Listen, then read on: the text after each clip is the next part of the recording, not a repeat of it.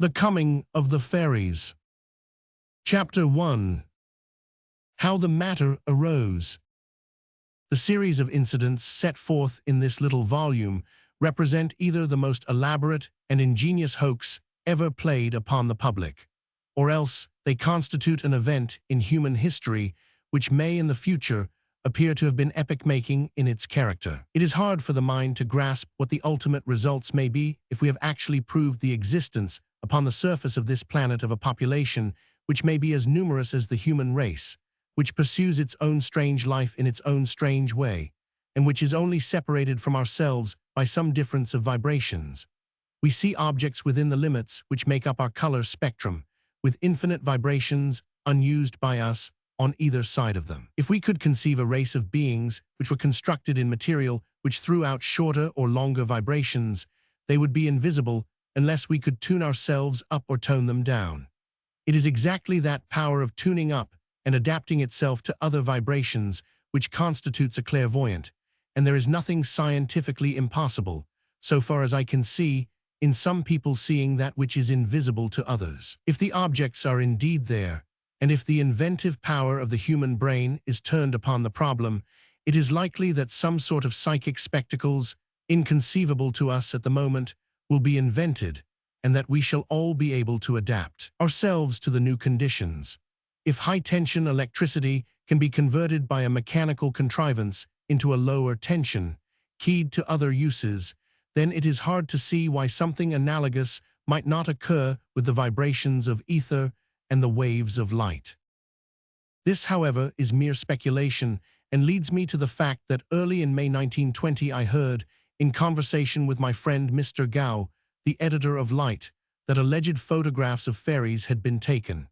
He had not actually seen them, but he referred me to Miss Scatcherd, a lady for whose knowledge and judgment I had considerable respect. I got into touch with her and found that she also had not seen the photographs, but she had a friend, Miss Gardner, who had actually done so. On May 13, Miss Scatcherd wrote to me saying that she was getting on the trail, and including an extract from a letter of Miss Gardner, which ran as follows.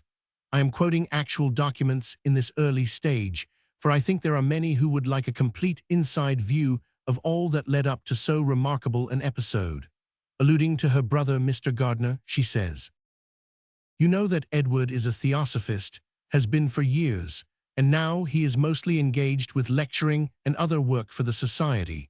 And although for years I have regarded him as bathed in error and almost past praying for, I now find a talk with him an inspiring privilege. I am so very thankful that I happened to be in Willesden when his bereavement took place, for it was so wonderful to watch him and to see how marvelously his faith and beliefs upheld and comforted him. He will probably devote more and more of his time and strength to going about the country lecturing, etc. I wish you could see a photo he has. He believes in fairies, pixies, goblins, etc. Children, in many cases, really see them and play with them. He has got into touch with a family in Bradford where the little girl, Elsie, and her cousin, Frances, constantly go into woods and play with the fairies. The father and mother are skeptical and have no sympathy with their nonsense, as they call it, but an aunt, whom Edward has interviewed, is quite sympathetic with the girls. Some little time ago, Elsie said she wanted to photograph them and begged her father to lend his camera. For long he refused, but at last she managed to get the loan of it and one plate. Off she and Frances went into the woods near a waterfall. Frances ticed them, as they call it, and Elsie stood ready with the camera. Soon the three fairies appeared, and one pixie dancing in Frances' aura. Elsie snapped and hoped for the best. It was a long time before the father would develop the photo, but at last he did, and to his utter amazement, the four sweet little figures came out beautifully.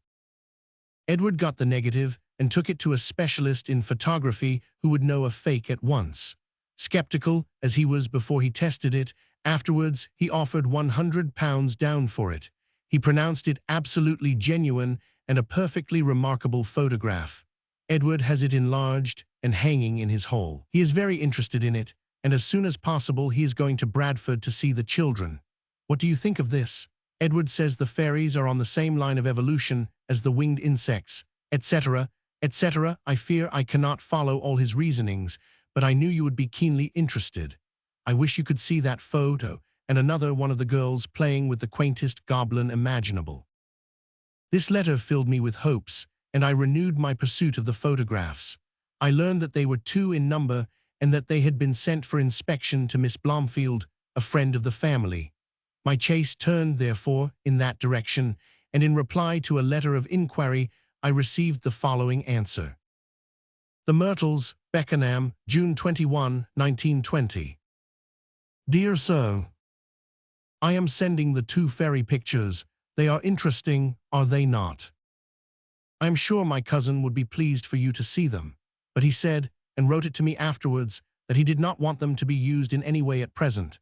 I believe he has plans in regard to them, and the pictures are being copyrighted. I don't think the copyright will be his. He has not yet finished his investigations. I asked him if I might photograph them myself so as to have a few prints to give to friends interested, but he wrote that he would rather nothing was done at present. I think my cousin is away from home just now, but his name is Edward L. Gardner, and he is president of one of the branches of the Theosophical Society, Blavatsky Lodge, and he lectures fairly often at their Hall, Mortimer Square, W. He lectured there a few weeks ago and showed the fairies on the screen and told what he knew about them. Yours sincerely, E. Blomfield.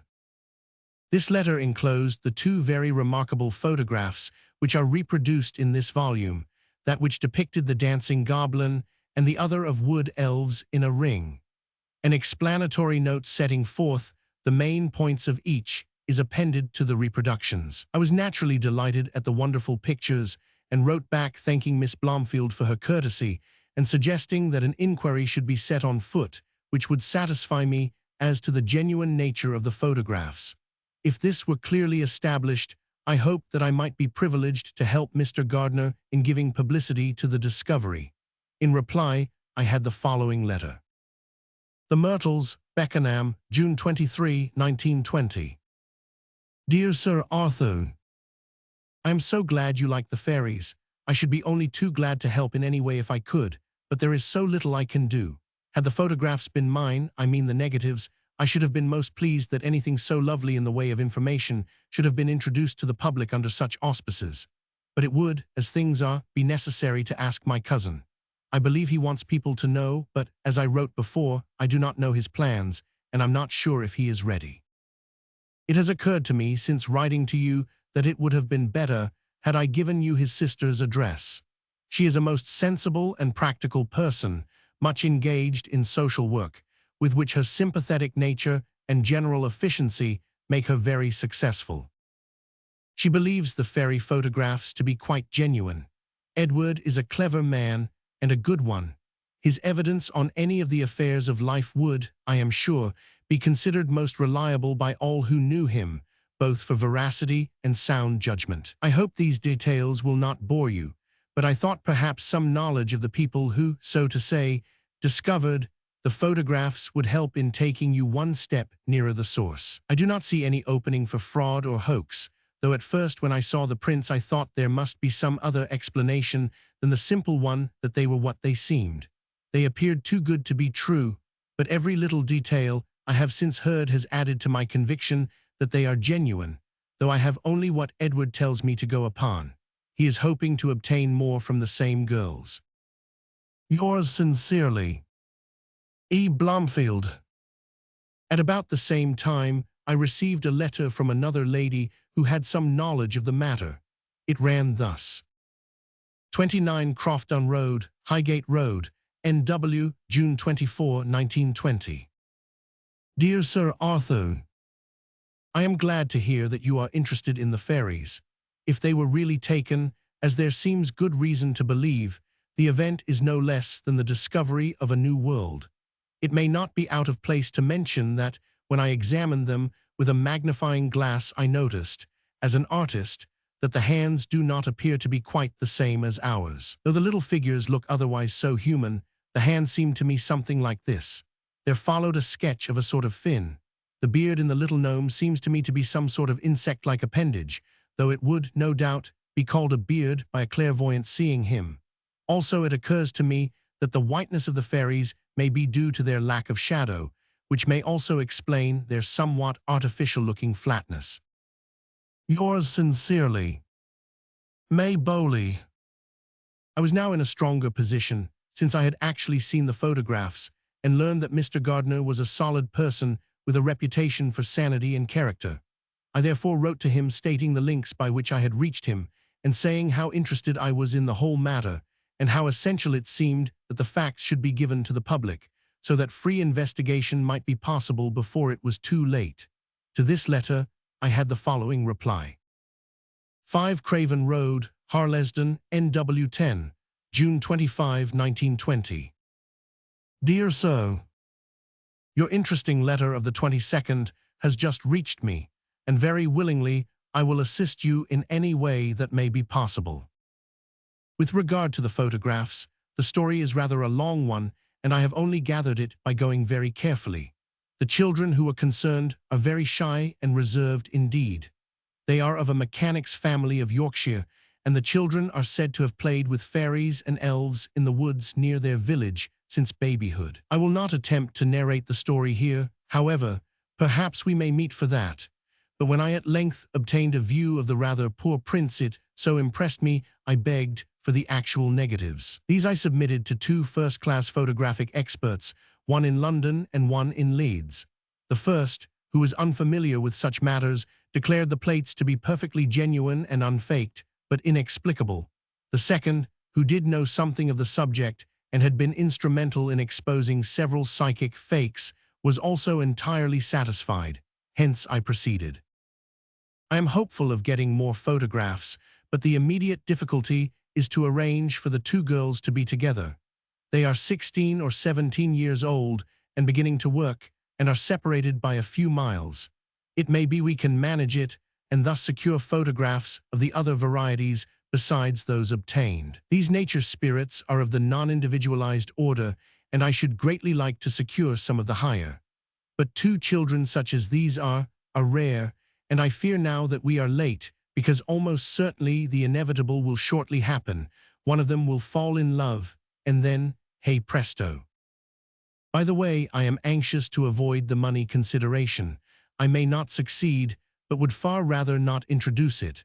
We are out for truth, and nothing soils the way so quickly. So far as I am concerned, you shall have everything I can properly give you. Sincerely yours, SGD, Edward L. Gardner. This letter led to my going to London and seeing Mr. Gardner, whom I found to be quiet, well-balanced, and reserved, not in the least of a wild or visionary type. He showed me beautiful enlargements of these 2 wonderful pictures, and he gave me much information which is embodied in my subsequent account. Neither he nor I had actually seen the girls, and it was arranged that he should handle the personal side of the matter, while I should examine the results and throw them into literary shape. It was arranged between us that he should visit the village as soon as convenient and make the acquaintance of everyone concerned. In the meantime, I showed the positives, and sometimes the negatives, to several friends whose opinion upon psychic matters I respected. Of these Sir Oliver Lodge holds a premier place. I can still see his astonished and interested face as he gazed at the pictures, which I placed before him in the hall of the Athen Elm Club. With his usual caution, he refused to accept them at their face value and suggested the theory that the Californian classical dancers had been taken and their pictures superimposed upon a rural British background. I argued that we had certainly traced the pictures to 2 children of the artisan class, and that such photographic tricks would be entirely beyond them, but I failed to convince him, nor am I sure that even now he is wholehearted in the matter. My most earnest critics came from among the spiritualists, to whom a new order of being as remote from spirits as they are from human beings was an unfamiliar idea, and who feared, not unnaturally, that their intrusion would complicate that spiritual controversy which is vital to so many of us. One of these was a gentleman whom I will call Mr. Lancaster, who, by a not unusual paradox, combined considerable psychic powers, including both clairvoyance and clairaudience, with great proficiency in the practice of his very prosaic profession. He had claimed that he had frequently seen these little people with his own eyes, and I therefore attached importance to his opinion. This gentleman had a spirit guide, I have no objection to the smile of the skeptic, and to him he referred the question. The answer showed both the strength and the weakness of such psychic inquiries. Writing to me in July 1920, he said, "Ray photographs, the more I think of it the less I like it. I mean the one with the Parisian coiffed fairies. My own guide says it was taken by a fair man, short, with his hair brushed back. He has a studio with a lot of cameras, some of which are turned by a handle. He did not make it to sell spiritualists a pup, but did it to please the little girl in the picture who wrote fairy stories which he illustrated in this fashion. He is not a spiritualist, but would laugh very much if anyone was taken in by it. He does not live near where we were, and the place is all different, i.e. the houses, instead of being in straight lines, are dropped about all over the place. Apparently he was not English. I should think it was either Denmark or Los Angeles by the description, which I give you for what it is worth. I should very much like the lens, which would take persons in rapid motion with the clarity of the photo in question. It must work at f4.5 and cost 50 guineas if a penny, and not the sort of lens one would imagine the children in an artisan's household would possess in a hand camera. And yet with the speed with which it was taken, the waterfall in the background is blurred sufficiently to justify a 1 second's exposure at least. What a doubting Thomas! I was told the other day that, in the unlikely event of my ever reaching heaven, I should A. insist on starting a card file index of the angels, and B. starting a rifle range to guard against the possibility of invasion from hell. This being my unfortunate reputation at the hands of the people who claim to know me must discount my criticisms as carping, to a certain extent, at all events. These psychic impressions and messages are often as from one who sees in a glass darkly and contain a curious mixture of truth and error.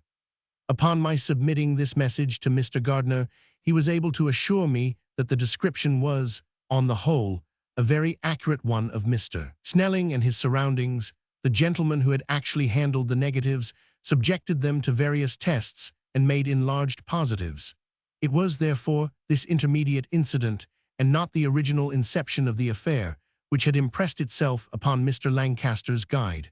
All this is, of course, quite non-evidential to the ordinary reader, but I am laying all the documents upon the table. Mr. Lancaster's opinion had so much weight with us, and we were so impressed by the necessity of sparing no possible pains to get at truth, that we submitted the plates to fresh examination, as detailed in the following letter. 5 Craven Road, Harlesden, NW10, July 12, 1920. Dear Sir Arthur, just a line to report progress and acknowledge your kind letters and enclosure from Codex. A week back, after your reference to Mr. Lancaster's opinion, I thought I would get a more careful examination of the negatives made than before, though that was searching enough. So I went over to Mr. Snelling's at Harrow and had a long interview with him, again impressing him with the importance of being utterly certain. I told you, I think, that this Mr. Snelling has had a varied and expert connection of over 30 years with the Autotype Company and Illingworth's large photographic factory, and has himself turned out some beautiful work in natural and artificial studio studies. He recently started for himself at Wealdstone, Harrow, and is doing well. Mr. Snelling's report on the 2 negatives is positive and most decisive. He says he is perfectly certain of 2 things connected with these photos, namely, as I put all sorts of pressing questions to him relating to paper or cardboard figures and backgrounds and paintings and all the artifices of the modern studio, he proceeded to demonstrate by showing me other negatives and prints that certainly supported his view. He added that anyone of considerable experience could detect the dark background and double exposure in the negative at once. Movement was as easy, as he pointed out in a crowd of aeroplane photos he had by him. I do not pretend to follow all his points, but I am bound to say he thoroughly convinced me of the above 2, which seemed to me to dispose of all the objections hitherto advanced when they are taken together. Mr. S. is willing to make any declaration embodying the above, and stakes his reputation unhesitatingly on their truth. I'm away from London from Wednesday next till the 28th, when I go on to Bingley for 1 or 2 days' investigation on the spot. I propose that you have the 2 negatives, which are carefully packed and can be posted safely, for this fortnight or so. If you would rather not handle them, I will send them to Mr. West of Kodak's, or have them taken to him for his opinion, for I think, as you say, it would be worth having if he has had direct and extensive practical experience. I am very anxious now to see this right through, as, though I felt pretty sure before, I am more than ever satisfied now after that interview the other day. Yours sincerely, Edward L. Gardner's. B. Elsie and the Gnome. Photograph taken by Francis. Fairly bright day in September 1917. The Midge camera, distance 8 ft, time 1/50th sec. The original negative has been tested, enlarged, and analyzed in the same exhaustive manner as this plate was badly underexposed. Elsie was playing with the gnome and beckoning it to come on to her knee. Elsie and Francis. A snapshot taken by Mr. Wright in June 1917, with the Midge camera he had just obtained, his first and only camera. Cottingley, Beck and Glenn's. Sites of photographs are marked A, B, 100, 500, E, and the cottage with an X. After receiving this message and getting possession of the negatives, I took them myself to the Kodak Company's offices in Kingsway, where I saw Mr. West and another expert of the company. They examined the plates carefully, and neither of them could find any evidence of superposition or other trick. On the other hand, they were of opinion that if they set to work with all their knowledge and resources, they could produce such pictures by natural means, and therefore they would not undertake to say that these were preternatural. This, of course, was quite reasonable if the pictures are judged only as technical productions, but it rather savors of the old discredited anti-spiritualistic argument that because a trained conjurer can produce certain effects under his own conditions, therefore some woman or child who gets similar effects must get them by conjuring. It was clear that at the last it was the character and surroundings of the children upon which the inquiry must turn, rather than upon the photos themselves. I had already endeavored to open up human relations with the elder girl by sending her a book, and I had received the following little note in reply from her father. 31 Main Street, Cottingley, Bingley, July 12, 1920. Dear Sir, I hope you will forgive us for not answering your letter sooner and thanking you for the beautiful book you so kindly sent to Elsie. She is delighted with it. I can assure you we do appreciate the honor you have done her. The book came last Saturday morning, an hour after we had left for the seaside for our holidays, so we did not receive it until last night. We received a letter from Mr. Gardner at the same time, and he proposes coming to see us at the end of July. Would it be too long to wait until then, when we could explain what we know about it? Yours very gratefully, Arthur Wright. It was evident, however, that we must get into more personal touch, and with this object Mr. Gardner went north and interviewed the whole family, making a thorough investigation of the circumstances at the spot. The result of his journey is given in the article which I published in the Strand magazine, which covers all the ground. I will only add the letter he wrote to me after his return from Yorkshire. 5 Craven Road, Harlesden, NW10, July 31, 1920. My dear Conan Doyle, yours just to hand, and as I have now had an hour to sort things out, I write at once so that you have the enclosed before you at the earliest moment. You must be very pressed, so I put the statement as simply as possible, leaving you to use just what you think fit. Prepared negatives, prints of quarter, half-plate, and enlarged sizes, and lantern slides, I have all here. Also on Tuesday, I shall have my own photographs of the valley scenery, including the 2 spots shown in the fairy prints, and also prints of the 2 children taken in 1917 with their shoes and stockings off, just as they played in the beck at the rear of their house. I also have a print of Elsie showing her hand. With regard to the points you raise, publication may be made of them, the only reserve being that full names and addresses shall be, with her copies are ready here for England and USA.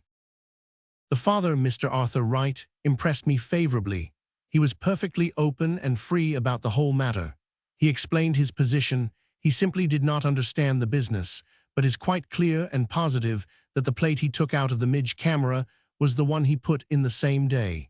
His work is that of electrician to an estate in the neighborhood near. He is clear-headed and very intelligent, and gives one the impression of being open and honest.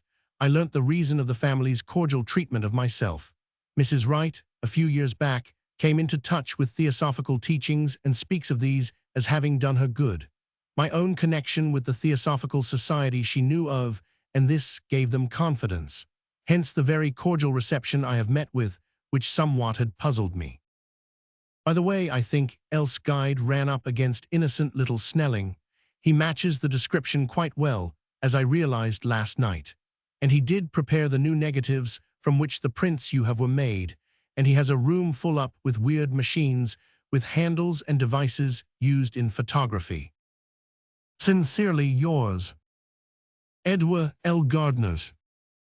I trust that the reader will agree that up to this point we had not proceeded with any undue rashness or credulity, and that we had taken all common-sense steps to test the case, and had no alternative, if we were unprejudiced seekers for truth, but to go ahead with it and place our results before the public, so that others might discover the fallacy which we had failed to find. I must apologize if some of the ground in the Strand article which follows has already been covered in this introductory chapter. Chapter 2. The first published account, Strand, Christmas number 1920. Should the incidents here narrated and the photographs attached hold their own against the criticism which they will excite, it is no exaggeration to say that they will mark an epoch in human thought. I put them and all the evidence before the public for examination and judgment. If I am myself asked whether I consider the case to be absolutely and finally proved, I should answer that in order to remove the last faint shadow of doubt, I should wish to see the result repeated before a disinterested witness. At the same time, I recognize the difficulty of such a request, since rare results must be obtained when and how they can. But short of final and absolute proof, I consider, after carefully going into every possible source of error, that a strong prima facie case has been built up. The cry of fake is sure to be raised and will make some impression upon those who have not had the opportunity of knowing the people concerned or the place. On the photographic side, every objection has been considered and adequately met. The pictures stand or fall together. Both are false or both are true. All the circumstances point to the latter alternative, and yet in a matter involving so tremendous a new departure, one needs overpowering evidence before one can say that there is no conceivable loophole for error. It was about the month of May in this year that I received the information from Miss Felicia Scatcherd, so well known in several departments of human thought, to the effect that 2 photographs of fairies had been taken in the north of England under circumstances which seemed to put fraud out of the question. The statement would have appealed to me at any time, but I happened at the moment to be collecting material for an article on fairies, now completed, and I had accumulated a surprising number of cases of people who claimed to be able to see these little creatures. The evidence was so complete and detailed, with such good names attached to it, that it was difficult to believe that it was false. But being by nature of a somewhat skeptical turn, I felt that something closer was needed before I could feel personal conviction and assure myself that these were not thought forms conjured up by the imagination or expectation of the seers. The rumor of the photographs interested me deeply, therefore, and following the matter up from one lady informant to another, I came at last upon Mr. Edward L. Gardner, who has been ever since my most efficient collaborator, to whom all credit is due. Mr. Gardner, it may be remarked, is a member of the Executive Committee of the Theosophical Society and a well-known lecturer upon occult subjects. He had not himself at that time mastered the whole case, but all he had placed freely at my disposal. I had already seen prints of the photographs, but I was relieved to find that he had the actual negatives, and that it was from them, and not from the prints, that 2 expert photographers, especially Mr. Snelling of 26, the Bridge, Wealdstone, Harrow, had already formed their conclusions in favor of the genuineness of the pictures. Mr. Gardner tells his own story presently, so I will simply say that at that period he had got into direct and friendly touch with the Carpenter family. We are compelled to use a pseudonym and to withhold the exact address, for it is clear that their lives would be much interrupted by correspondence and callers if their identity were too clearly indicated. At the same time, there would be, no doubt, no objection to any small committee of inquiry verifying the facts for themselves if this anonymity were respected. For the present, however, we shall simply call them the Carpenter family in the village of Dalesby, West Riding. Some 3 years before, according to our information, the daughter and the niece of Mr. Carpenter, the former being 16 and the other 10 years of age, had taken the 2 photographs, the one in summer, the other in early autumn. The father was quite agnostic in the matter, but as his daughter claimed that she and her cousin, when they were together, continually saw fairies in the wood, and had come to be on familiar and friendly terms with them, he entrusted her with 1 plate in his camera.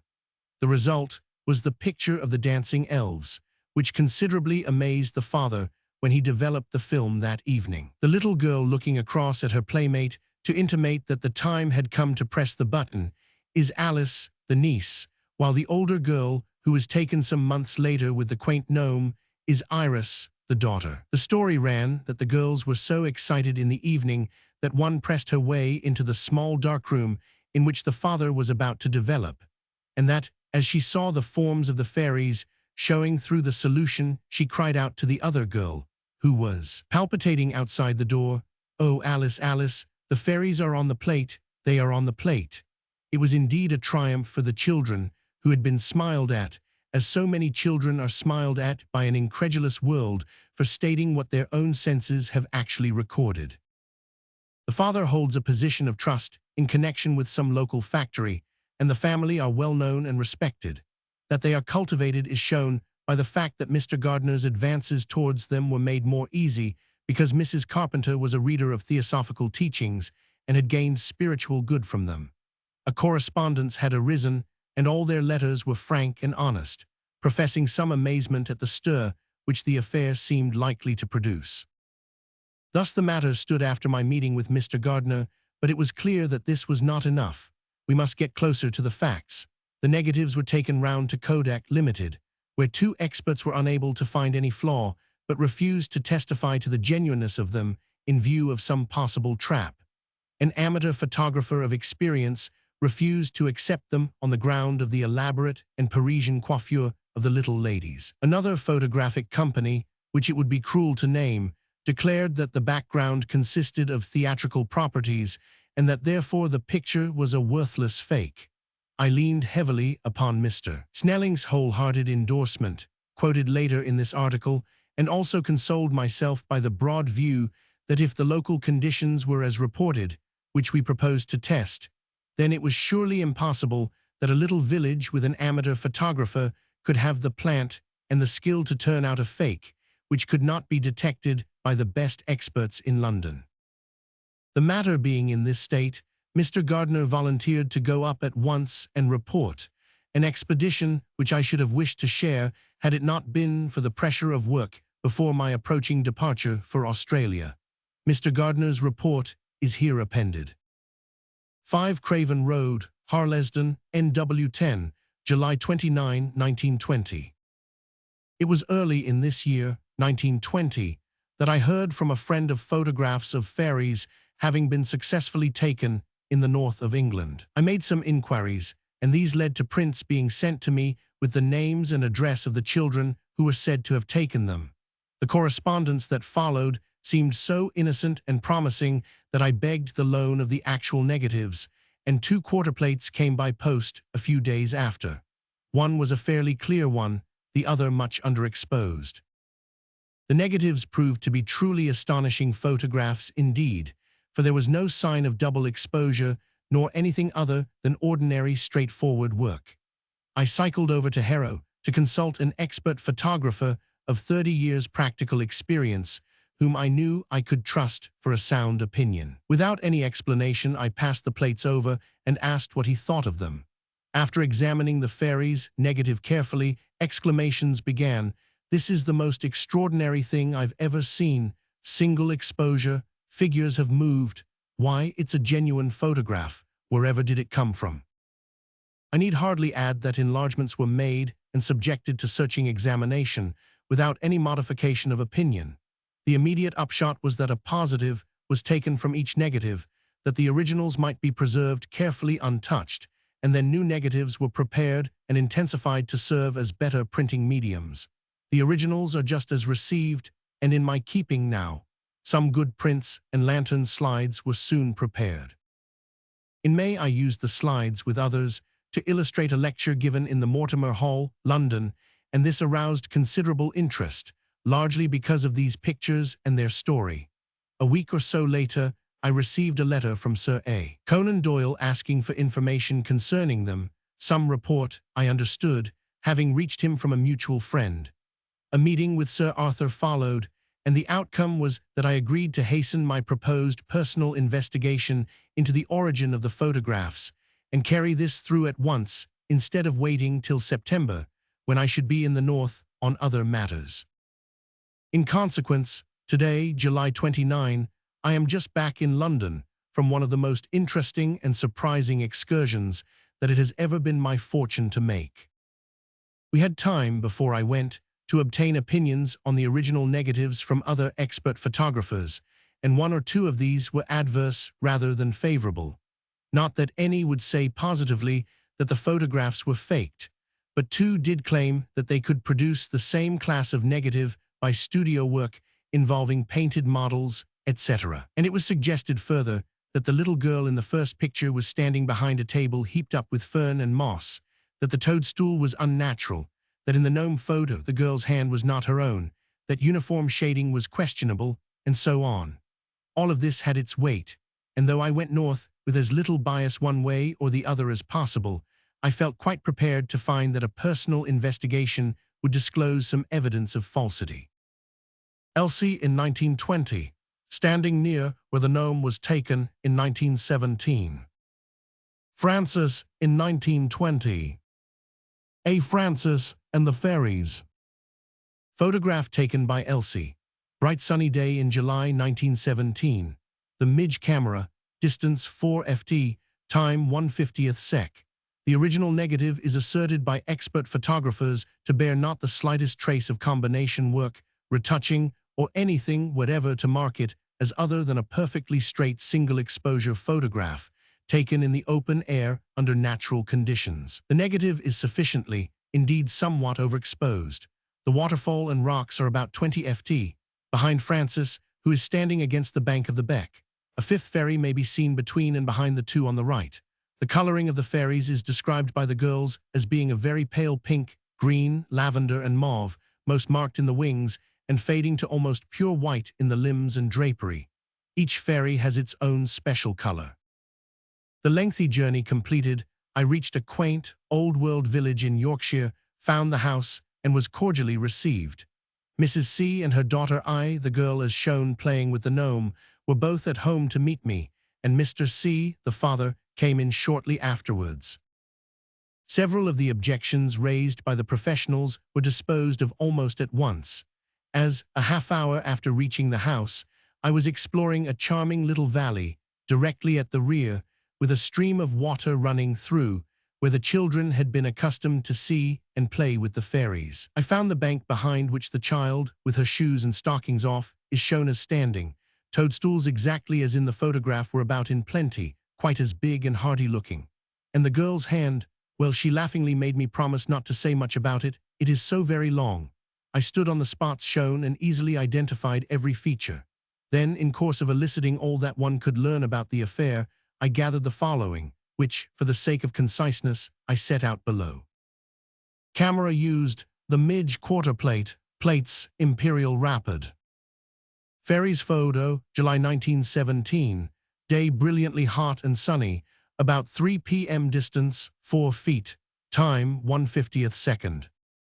Gnome photo, September 1917, day bright but not as above, about 4 o'clock, distance 8 feet, time 1/50th second. I was 16 years old, her cousin A was 10 years. Other photographs were attempted but proved partial failures, and plates were not kept. Coloring the palest of green, pink, mauve, much more in the wings than in the bodies, which are very pale to white. The gnome is described as seeming to be in black tights, reddish-brown jersey, and red pointed cap. He was swinging his pipes, holding them in his left hand, and was just stepping up onto I's knee when A snapped him.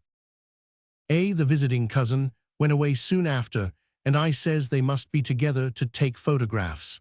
Fortunately, they will meet in a few weeks' time, and they promise me to try to get some more. I added she would very much like to send me one of a fairy flying. Mr. C's testimony was clear and decisive. His daughter had pleaded to be allowed to use the camera. At first he demurred, but ultimately, after dinner one Saturday, he put just one plate in the midge and gave it to the girls.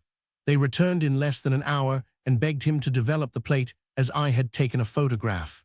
He did so, with, to him, the bewildering results shown in the print of the fairies.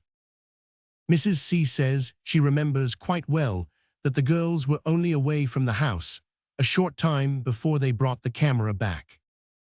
Extraordinary and amazing as these photographs may appear, I am now quite convinced of their entire genuineness, as indeed would everyone else be who had the same evidence of transparent honesty and simplicity that I had. I am adding nothing by way of explanations or theories of my own, though the need for two people, preferably children, is fairly obvious for photography in order to assist in the strengthening of the etheric bodies. Beyond this, I prefer to leave the above statement as a plain, unvarnished narrative of my connection with the incidents. I need only add that no attempt appears ever to have been made by the family to make these photographs public, and whatever has been done in that direction locally has not been pressed by any of them, nor has there been any money payment in connection with them. Edward L. Gardner. I may add as a footnote to Mr. Gardner's report that the girl informed him in conversation that she had no power of any sort over the actions of the fairies, and that the way to tice them, as she called it, was to sit passively with her mind quietly turned in that direction.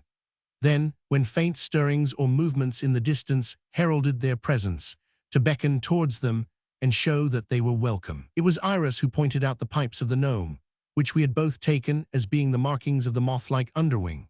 She added that if there was not too much rustling in the wood, it was possible to hear the very faint and high sound of the pipes. To the objections of photographers that the fairy figures show quite different shadows to those of the human, our answer is that ectoplasm, as the etheric protoplasm has been named, has a faint luminosity of its own, which would largely modify shadows.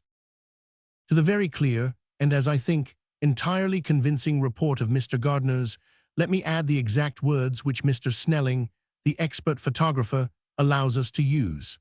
Mr. Snelling has shown great strength of mind and rendered signal service to psychic study by taking a strong line and putting his professional reputation as an expert upon the scales. He has had a varied connection of over 30 years with the Autotype Company and Illingworth's large photographic factory, and has himself turned out some beautiful work of every kind of natural and artificial studio studies. He laughs at the idea that any expert in England could deceive him with a faked photograph. These two negatives, he says, are entirely genuine, unfaked photographs of single exposure, open-air work, show movement in the fairy figures, and there is no trace whatever of studio work involving card or paper models, dark backgrounds, painted figures, etc. In my opinion, they are both straight, untouched pictures. A second independent opinion is equally clear as to the genuine character of the photographs, founded upon a large experience of practical photography.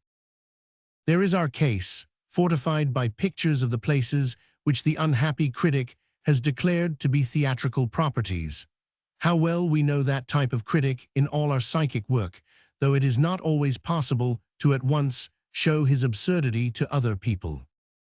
I will now make a few comments upon the two pictures, which I have studied long and earnestly with a high-power lens. One fact of interest is this presence of a double pipe, the very sort which the ancients associated with fauns and naiads in each picture. But if pipes, why not everything else? Does it not suggest a complete range of utensils and instruments for their own life? Their clothing is substantial enough. It seems to me that with fuller knowledge and with fresh means of vision, these people are destined to become just as solid and real as the Eskimos. There is an ornamental rim to the pipe of the elves, which shows that the graces of art are not unknown among them. And what joy is in the complete abandon of their little graceful figures as they let themselves go in the dance. They may have their shadows and trials as we have, but at least there is a great gladness manifest in this demonstration of their life. A second general observation is that the elves are a compound of the human and the butterfly, while the gnome has more of the moth. This may be merely the result of underexposure of the negative and dullness of the weather. Perhaps the little gnome is really of the same tribe, but represents an elderly male, while the elves are romping young women. Most observers of fairy life have reported, however, that there are separate species, varying very much in size, appearance, and locality: the wood fairy, the water fairy, the fairy of the plains, etc. Can these be thought forms? The fact that they are so like our conventional idea of fairies is in favor of the idea. But if they move rapidly, have musical instruments, and so forth, then it is impossible to talk of thought forms, a term which suggests something vague and intangible. In a sense, we are all thought forms, since we can only be perceived through the senses, but these little figures would seem to have an objective reality, as we have ourselves, even if their vibrations should prove to be such that it takes either psychic power or a sensitive plate to record them. If they are conventional, it may be that fairies have really been seen in every generation, and so some correct description of them has been retained. There is one point of Mr. Gardner's investigation which should be mentioned. It had come to our knowledge that Iris could draw and had actually at one time done some designs for a jeweler. This naturally demanded caution, though the girl's own frank nature is, I understand, a sufficient guarantee for those who know her. Mr. Gardner, however, tested her powers of drawing and found that, while she could do landscapes cleverly, the fairy figures which she had attempted in imitation of those she had seen were entirely uninspired and bore no possible resemblance to those in the photograph. Another point which may be commended to the careful critic with a strong lens is that the apparent penciled face at the side of the figure on the right is really only the edge of her hair, and not, as might appear, a drawn profile. I must confess that after months of thought, I am unable to get the true bearings of this event. One or two consequences are obvious. The experiences of children will be taken more seriously. Cameras will be forthcoming. Other well-authenticated cases will come along. These little folk who appear to be our neighbors, with only some small difference of vibration to separate us, will become familiar. The thought of them, even when unseen, will add a charm to every brook and valley and give romantic interest to every country walk. The recognition of their existence will jolt the material 20th century mind out of its heavy ruts in the mud, and will make it admit that there is a glamour and a mystery to life. Having discovered this, the world will not find it so difficult to accept that spiritual message supported by physical facts, which has already been so convincingly put before it. All this I see, but there may be much more. When Columbus knelt in prayer upon the edge of America, what prophetic I saw all that a new continent might do to affect the destinies of the world. We also seem to be on the edge of a new continent, separated not by oceans, but by subtle and surmountable psychic conditions. I look at the prospect with awe. May those little creatures suffer from the contact, and some Las Casas bewail their ruin. If so, it would be an evil day when the world defined their existence. But there is a guiding hand in the affairs of man, and we can but trust and follow. Chapter 3. Reception of the first photographs. Though I was out of England at the time, I was able, even in Australia, to realize that the appearance of the first photographs in the Strand magazine had caused very great interest. The press comments were as a rule cautious but not unsympathetic. The old cry of fake was less conspicuous than I had expected, but for some years the press has been slowly widening its views upon psychic matters and is not so inclined as of old to attribute every new manifestation to fraud. Some of the Yorkshire papers had made elaborate inquiries, and I am told that photographers for a considerable radius from the house were cross-questioned to find if they were accomplices. Truth, which is obsessed by the idea that the whole spiritualistic movement and everything connected with it is one huge, senseless conspiracy to deceive, concocted by knaves and accepted by fools, had the usual contemptuous and contemptible articles, which ended by a prayer to Elsie that she should finish her fun and let the public know how it really was done. The best of the critical attacks was in the Westminster Gazette, who sent a special commissioner to unravel the mystery and published the result on January 12, 1921. By kind permission, I reproduce the article. Do fairies exist? Investigation in a Yorkshire valley. Cottingley's mystery. Story of the girl who took the snapshot. The publication of photographs of fairies, or to be more explicit, one photograph of fairies and another of a gnome playing round children, has aroused considerable interest, not only in Yorkshire, where the beings are said to exist, but throughout the country. The story, mysterious as it was when first told, became even more enigmatical by reason of the fact that Sir A. Conan Doyle made use of fictitious names in his narrative in the Strand magazine in order, as he says, to prevent the lives of the people concerned being interrupted by callers and correspondence. That he has failed to do. I'm afraid Sir Conan does not know Yorkshire people, particularly those of the Dales, because any attempt to hide identity immediately arouses their suspicions, if it does not go so far as to condemn the writer for his lack of frankness. It is not surprising, therefore, that his story is accepted with reserve. Each person to whom I spoke of the subject during my brief sojourn in Yorkshire dismissed the matter curtly as being untrue. It has been the principal topic of conversation for weeks, mainly because identity had been discovered. My mission to Yorkshire was to secure evidence, if possible, which would prove or disprove the claim that fairies existed. I frankly confess that I failed. The particular fairyland is a picturesque little spot off the beaten track, 2 or 3 miles from Bingley. Here is a small village called Cottingley, almost hidden in a break in the upland, through which tumbles a tiny stream known as Cottingley Beck on its way to the Aire, less than a mile away. The heroine of Sir Conan Doyle's story is Miss Elsie Wright, who resides with her parents at 31 Linwood Terrace. The little stream runs past the back of the house, and the photographs were taken not more than 100 yards away. When Miss Wright made the acquaintance of the fairies, she was accompanied by her cousin, Frances Griffiths, who resides at Dean Road, Scarborough. One photograph, taken by Miss Wright in the summer of 1917, when she was 16, shows her cousin, then a child of 10, with a group of 4 fairies dancing in the air before her, and in the other, taken some months afterwards, Elsie, seated on the grass, has a quaint gnome dancing beside her.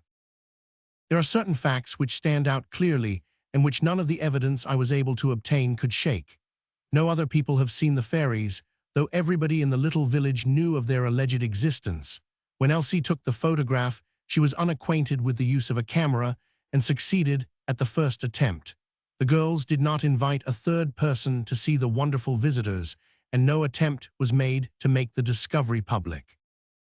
First, I interviewed Mrs. Wright, who, without hesitation, narrated the whole of the circumstances without adding any comment. The girls, she said, would spend the whole of the day in the narrow valley, even taking their lunch with them, though they were within a stone's throw of the house. Elsie was not robust and did not work during the summer months, so that she could derive as much benefit as possible from playing in the open. She had often talked about seeing the fairies, but her parents considered it was nothing more than childish fancy and let it pass. Mr. Wright came into possession of a small camera in 1917, and one Saturday afternoon yielded to the persistent entreaties of his daughter and allowed her to take it out. He placed one plate in position and explained to her how to take a snap. The children went away in high glee and returned in less than an hour, requesting Mr. Wright to develop the plate. While this was being done, Elsie noticed that the fairies were beginning to show and exclaimed in an excited tone to her cousin, "Oh, Frances, the fairies are on the plate." The second photograph was equally successful, and a few prints from each plate were given to friends as curiosities about a year ago. They evidently attracted little notice until one was shown to some of the delegates at a Theosophical Congress in Harrogate last summer. Elsie seated on the bank on which the fairies were dancing in 1917, photo 1920. The fall of water just above the site of last photograph. See Francis and the Leaping Fairy. Photograph taken by Elsie in August 1920. Cameo camera, distance 3 ft, time 1/50th sec. This negative and two following 500 and E have been as strictly examined as the earlier ones and similarly disclose no trace of being other than perfectly genuine photographs. Also, they prove to have been taken from the packet given them, each plate having been privately marked unknown to the girls. Mrs. Wright certainly gave me the impression that she had no desire to keep anything back, and answered my questions quite frankly. She told me that Elsie had always been a truthful girl, and there were neighbors who accepted the story of the fairies simply on the strength of their knowledge of her. I asked about Elsie's career, and her mother said that after she left school, she worked a few months for a photographer in Manningham Lane, Bradford, but did not care for running errands most of the day. The only other work she did there was spotting. Neither occupation was likely to teach a 14-year-old girl how to fake a plate. From there, she went to a jeweler's shop, but her stay there was not prolonged. For many months, immediately prior to taking the first photograph, she was at home and did not associate with anyone who possessed a camera. At that time, her father knew little of photography, only what he had picked up by dodging about with the camera, as he put it, and any suggestion that he had faked the plate must be dismissed. When he came home from the neighboring mill and was told the nature of my errand, he said he was fed up with the whole business and had nothing else to tell. However, he detailed the story I had already heard from his wife, agreeing in every particular, and Elsie's account, given to me in Bradford, added nothing. Thus I had the information from the three members of the family at different times and without variation. The parents confessed they had some difficulty in accepting the photographs as genuine and even questioned the girls as to how they faked them. The children persisted in their story and denied any act of dishonesty. Then they let it go at that. Even now their belief in the existence of the fairies is merely an acceptance of the statements of their daughter and her cousin. I ascertained that Elsie was described by her late schoolmaster as being dreamy, and her mother said that anything imaginative appealed to her. As to whether she could have drawn the fairies when she was 16, I am doubtful. Lately, she has taken up watercolor drawing, and her work, which I carefully examined, does not reveal that ability in a marked degree, though she possesses a remarkable knowledge of color for an untrained artist. Sir A. Conan Doyle says that at first he was not convinced that the fairies were not thought forms conjured up by the imagination or expectation of the seers.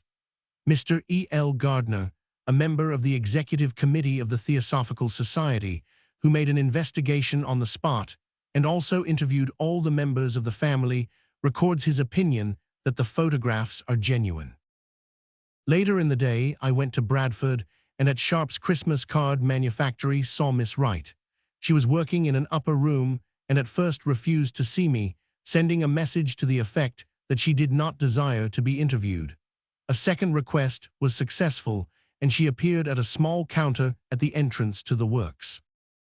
She is a tall, slim girl with a wealth of auburn hair, through which a narrow gold band circling her head was entwined. Like her parents, she just said she had nothing to say about the photographs and, singularly enough, used the same expression as her father and mother. I am fed up with the thing. She gradually became communicative and told me how she came to take the first photograph. Asked where the fairies came from, she replied that she did not know. "Did you see them come?"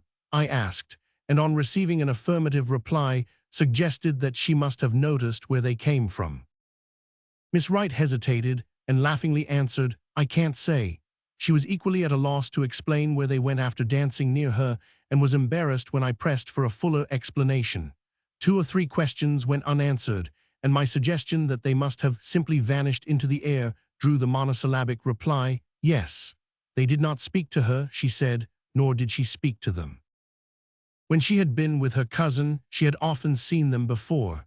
They were only kiddies when they first saw them, she remarked, and did not tell anybody. But I went on, it is natural to expect that a child, seeing fairies for the first time, would tell its mother. Her answer was to repeat that she did not tell anybody, The first occasion on which fairies were seen, it transpired, was in 1915. In reply to further questions, Miss Wright said she had seen them since and had photographed them, and the plates were in the possession of Mr. Gardner. Even after several prints of the first lot of fairies had been given to friends, she did not inform anybody that she had seen them again. The fact that nobody else in the village had seen them gave her no surprise. She firmly believed that she and her cousin were the only persons who had been so fortunate, and was equally convinced that nobody else would be. If anybody else were there, she said, the fairies would not come out. Further questions, put with the object of eliciting a reason for that statement, were only answered with smiles and a final significant remark: "You don't understand." Miss Wright still believes in the existence of the fairies and is looking forward to seeing them again in the coming summer. The fairies of Cottingley, as they appeared to the two girls, are fine-weather elves. As Miss Wright said, they appeared only when it was bright and sunny, never when the weather was dull or wet.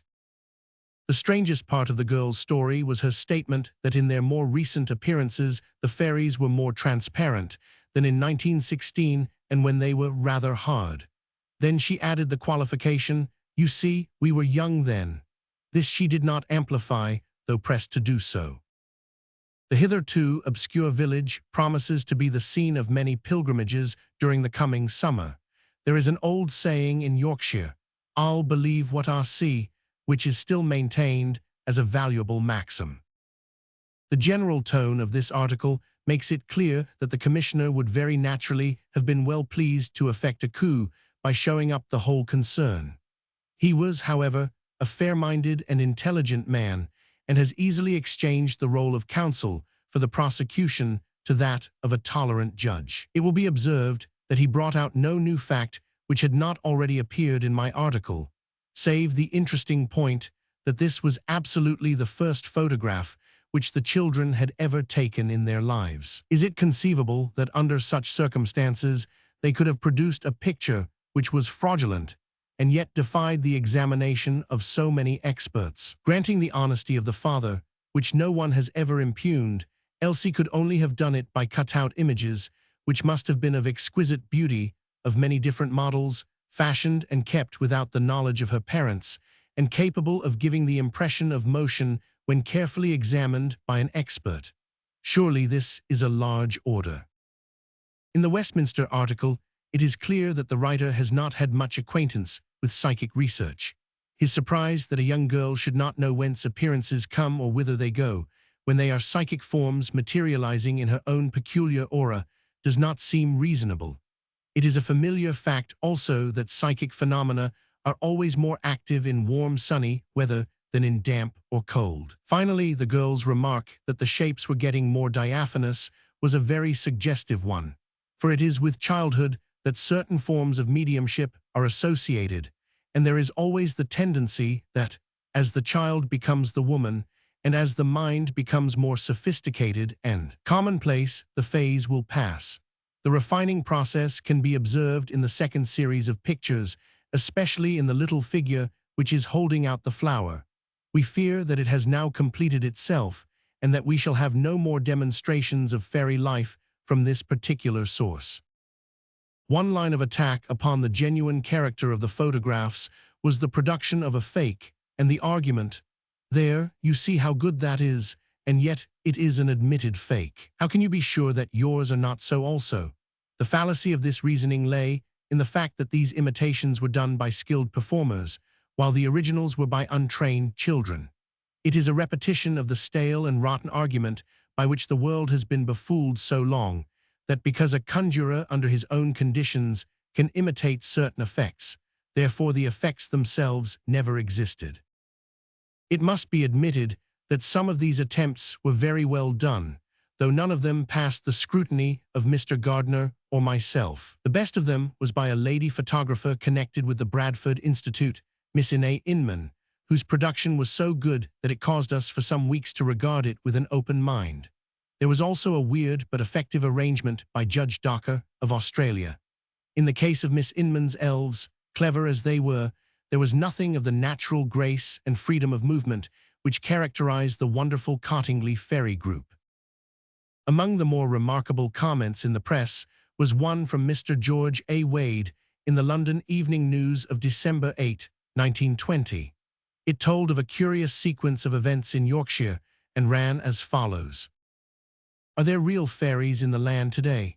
The question has been raised by Sir Arthur Conan Doyle, and there have been submitted photographs which purport to be those of actual little people.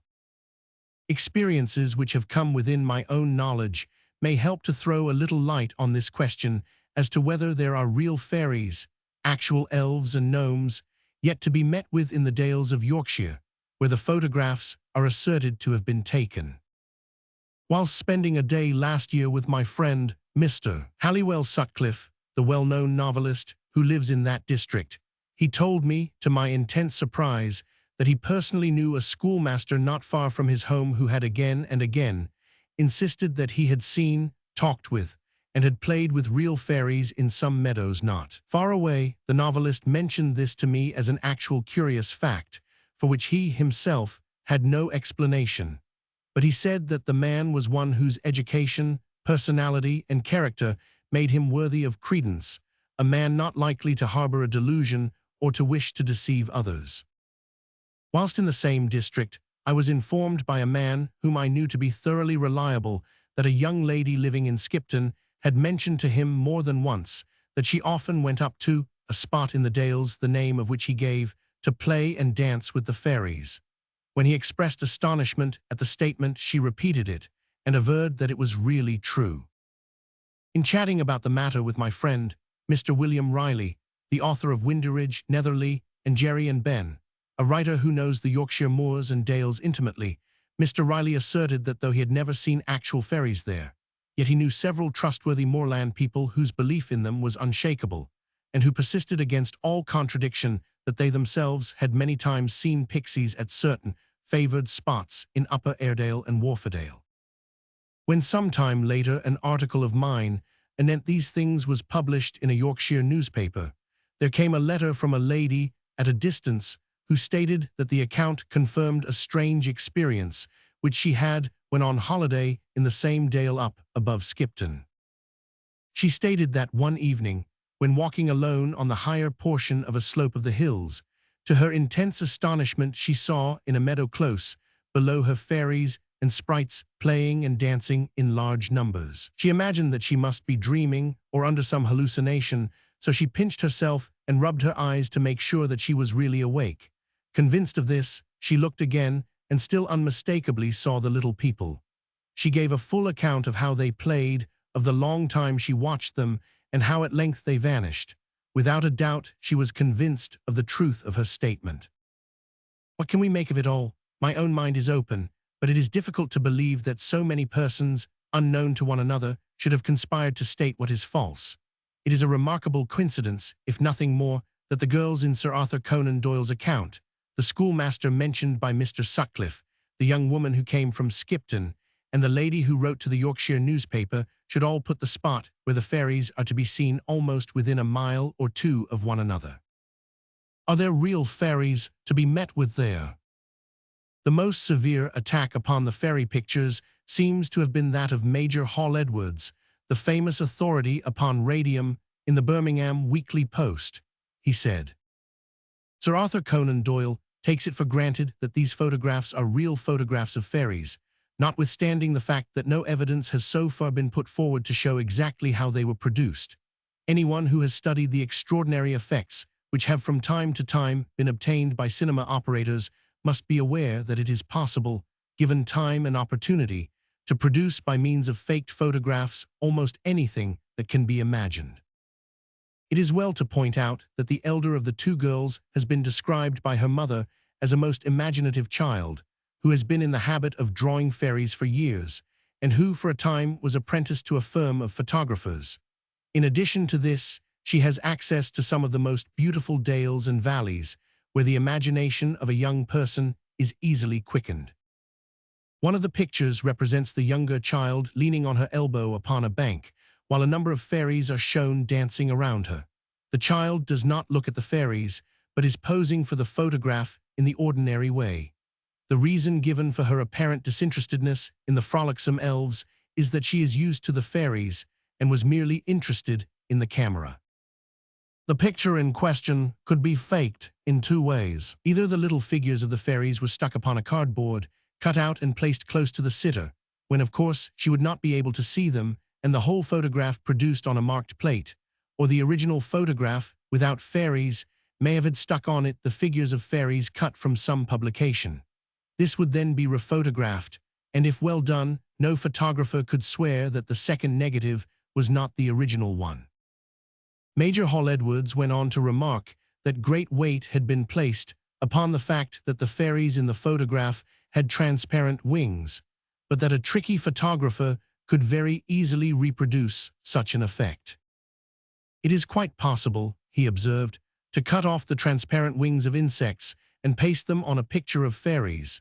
It is easy to add the transparent wings of large flies and so arrange them that portions of the photograph can be viewed through the wings and thus obtain a very realistic effect. It has been pointed out that although the fairies are represented as if they were dancing, in fact they are definitely stated to be dancing, there is no evidence of movement in the photographs. An explanation of this has been given by the photographer herself, who has told us that the movements of the fairies are exceedingly slow and might be compared to the retarded movement films shown in the cinemas. This proves that the young lady possesses a very considerable knowledge of photography. Millions of photographs have been taken by operators of different ages, children and grown-ups, of country scenes and places which, we have been taught, are the habitats of nymphs and elves. Yet until the arrival upon the scene of these two wonderful children, the image of a fairy has never been produced on a photographic plate. On the evidence, I have no hesitation in saying that these photographs could have been faked. I criticize the attitude of those who declared there is something supernatural in the circumstances attending the taking of these pictures, because, as a medical man, I believe that the inculcation of such absurd ideas into the minds of children will result, in later life, in manifestations of nervous disorder and mental disturbances. Surely young children can be brought up to appreciate the beauties of nature without their imagination being filled with exaggerated, if picturesque, nonsense and misplaced sentiment. D. Fairy offering posy of harebells to Elsie. The fairy is standing almost still, poised on the bush leaves. The wings are shot with yellow and upper part of dress is very pale pink. Fairies and their sunbath. This contains a feature that was quite unknown to the girls. The sheath or cocoon appearing in the midst of the grasses had never been seen by them before, and they had no idea what it was. Fairy lovers and observers describe it as a magnetic bath, woven very quickly by the fairies and used after dull weather and in the autumn especially. To this Mr. Gardner answered, Major Hall-Edwards says no evidence has been put forward to show how they were produced. The least a would-be critic should do is surely to read the report of the case. Sir A. Conan Doyle is asserted to have taken it for granted that these photographs are real and genuine. It would be difficult to misrepresent the case more completely. The negatives and contact prints were submitted to the most searching tests known to photographic science by experts, many of whom were frankly skeptical. They emerged as being unquestionably single-exposure plates, and further, as bearing no evidence whatever in themselves of any trace of the innumerable faking devices known. This did not clear them entirely, for, as I have always remarked in my description of the investigation, it is held possible by employing highly artistic and skilled processes to produce similar negatives. Personally, I should very much like to see this attempted seriously. The few that have been done, though very much better than the crude examples Major Hall-Edwards submits, break down hopelessly on simple analysis. The case resolved itself at an early stage into the examination of the personal element and the motive for faked work. It was this that occupied us so strenuously, for we fully realized the imperative need of overwhelmingly satisfying proof of personal integrity before accepting the photographs as genuine. This was carried through, and its thoroughness may be estimated by the fact that, notwithstanding the searching nature of the investigation that has followed the publication of the village, names, etc., Nothing even modifies my first report. I need hardly point out that the strength of the case lies in its amazing simplicity and the integrity of the family concerned. It is on the photographic plus the personal evidence that the case stands. Into part of the criticism advanced by Major Hall Edwards, it will be kinder, perhaps, not to enter seriously to suggest that a visit to a cinema show and the use of an apt illustration implies a very considerable knowledge of photography, is on a par with the supposition that to be employed as an errand girl and help in a shop indicates a high degree of skill in that profession. We are not quite so credulous as that, nor were we able to believe that two children, alone and unaided, could produce in half an hour a faked photograph of the type of Alice and the Fairies. In addition to this criticism by Major Hall Edwards, there came an attack in John O. London from the distinguished writer Mr. Maurice Hewlett, who raises some objections which were answered in Mr. Gardner's subsequent reply. Mr. Hewlett's contention was as follows. The stage which Sir A. Conan Doyle has reached at present is one of belief in the genuineness of what one may call the Carpenter photographs, which showed the other day to the readers of the Strand magazine two ordinary girls in familiar intercourse with winged beings, as near as I can judge, about 18 inches high. If he believes in the photographs, two inferences can be made, so to speak, to stand up. One, that he must believe also in the existence of the beings. Two, that a mechanical operation, where human agency has done nothing but prepare a plate, focus an object, press a button, and print a picture, has rendered visible something which is not otherwise visible to the common naked eye. That is really all Sir Arthur has to tell us. He believes the photographs to be genuine. The rest follows. But why does he believe it? Because the young ladies tell him that they are genuine. Alas! Sir Arthur cannot, he tells us, go into Yorkshire himself to cross-examine the young ladies, even if he wishes to cross-examine them, which does not appear. However, he sends in his place a friend, Mr. E.L. Gardner, also of hospitable mind, with settled opinions upon theosophy and kindred subjects, but deficient, it would seem, in logical faculty. Mr. Gardner has himself photographed in the place where the young ladies photographed each other or thereabouts. No winged beings circled about him, and one wonders why Mr. Gardner A. was photographed. B. reproduced the photograph in the Strand magazine. The only answer I can find is suggested to me by the appearance of the Virgin and Child to certain shepherds in a peach orchard at Verona. The shepherds told their parish priest that the Virgin Mary had indeed appeared to them on a moonlit night, had accepted a bowl of milk from them, had then picked a peach from one of the trees and eaten it. The priest visited the spot in their company and in due course picked up a peach stone. That settled it. Obviously the Madonna had been really there, for here was the peach stone to prove it. I am driven to the conclusion that Mr. Gardner had himself photographed on a particular spot in order to prove the genuineness of former photographs taken there. The argument would run, the photographs were taken on a certain spot, but I have been myself photographed on that spot, therefore the photographs were genuine. There is a fallacy lurking, but it is a hospitable fallacy, and luckily it doesn't very much matter. The line to take about a question of the sort is undoubtedly that of least resistance.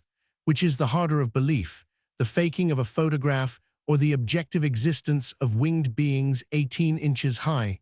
Undoubtedly, to a plain man, the latter, but assume the former. If such beings exist, if they are occasionally visible, and if a camera is capable of revealing to all the world what is hidden from most people in it, we are not yet able to say that the Carpenter photographs are photographs of such beings. For we, observe, have not seen such beings. True, but we have all seen photographs of beings in rapid motion, horses racing, greyhounds coursing a hare, men running over a field, and so on. We have seen pictures of these things, and we have seen photographs of them. And the odd thing is that never by any chance does the photograph of a running object in the least resemble a picture of it. The horse, dog, or man, in fact, in the photograph does not look to be in motion at all.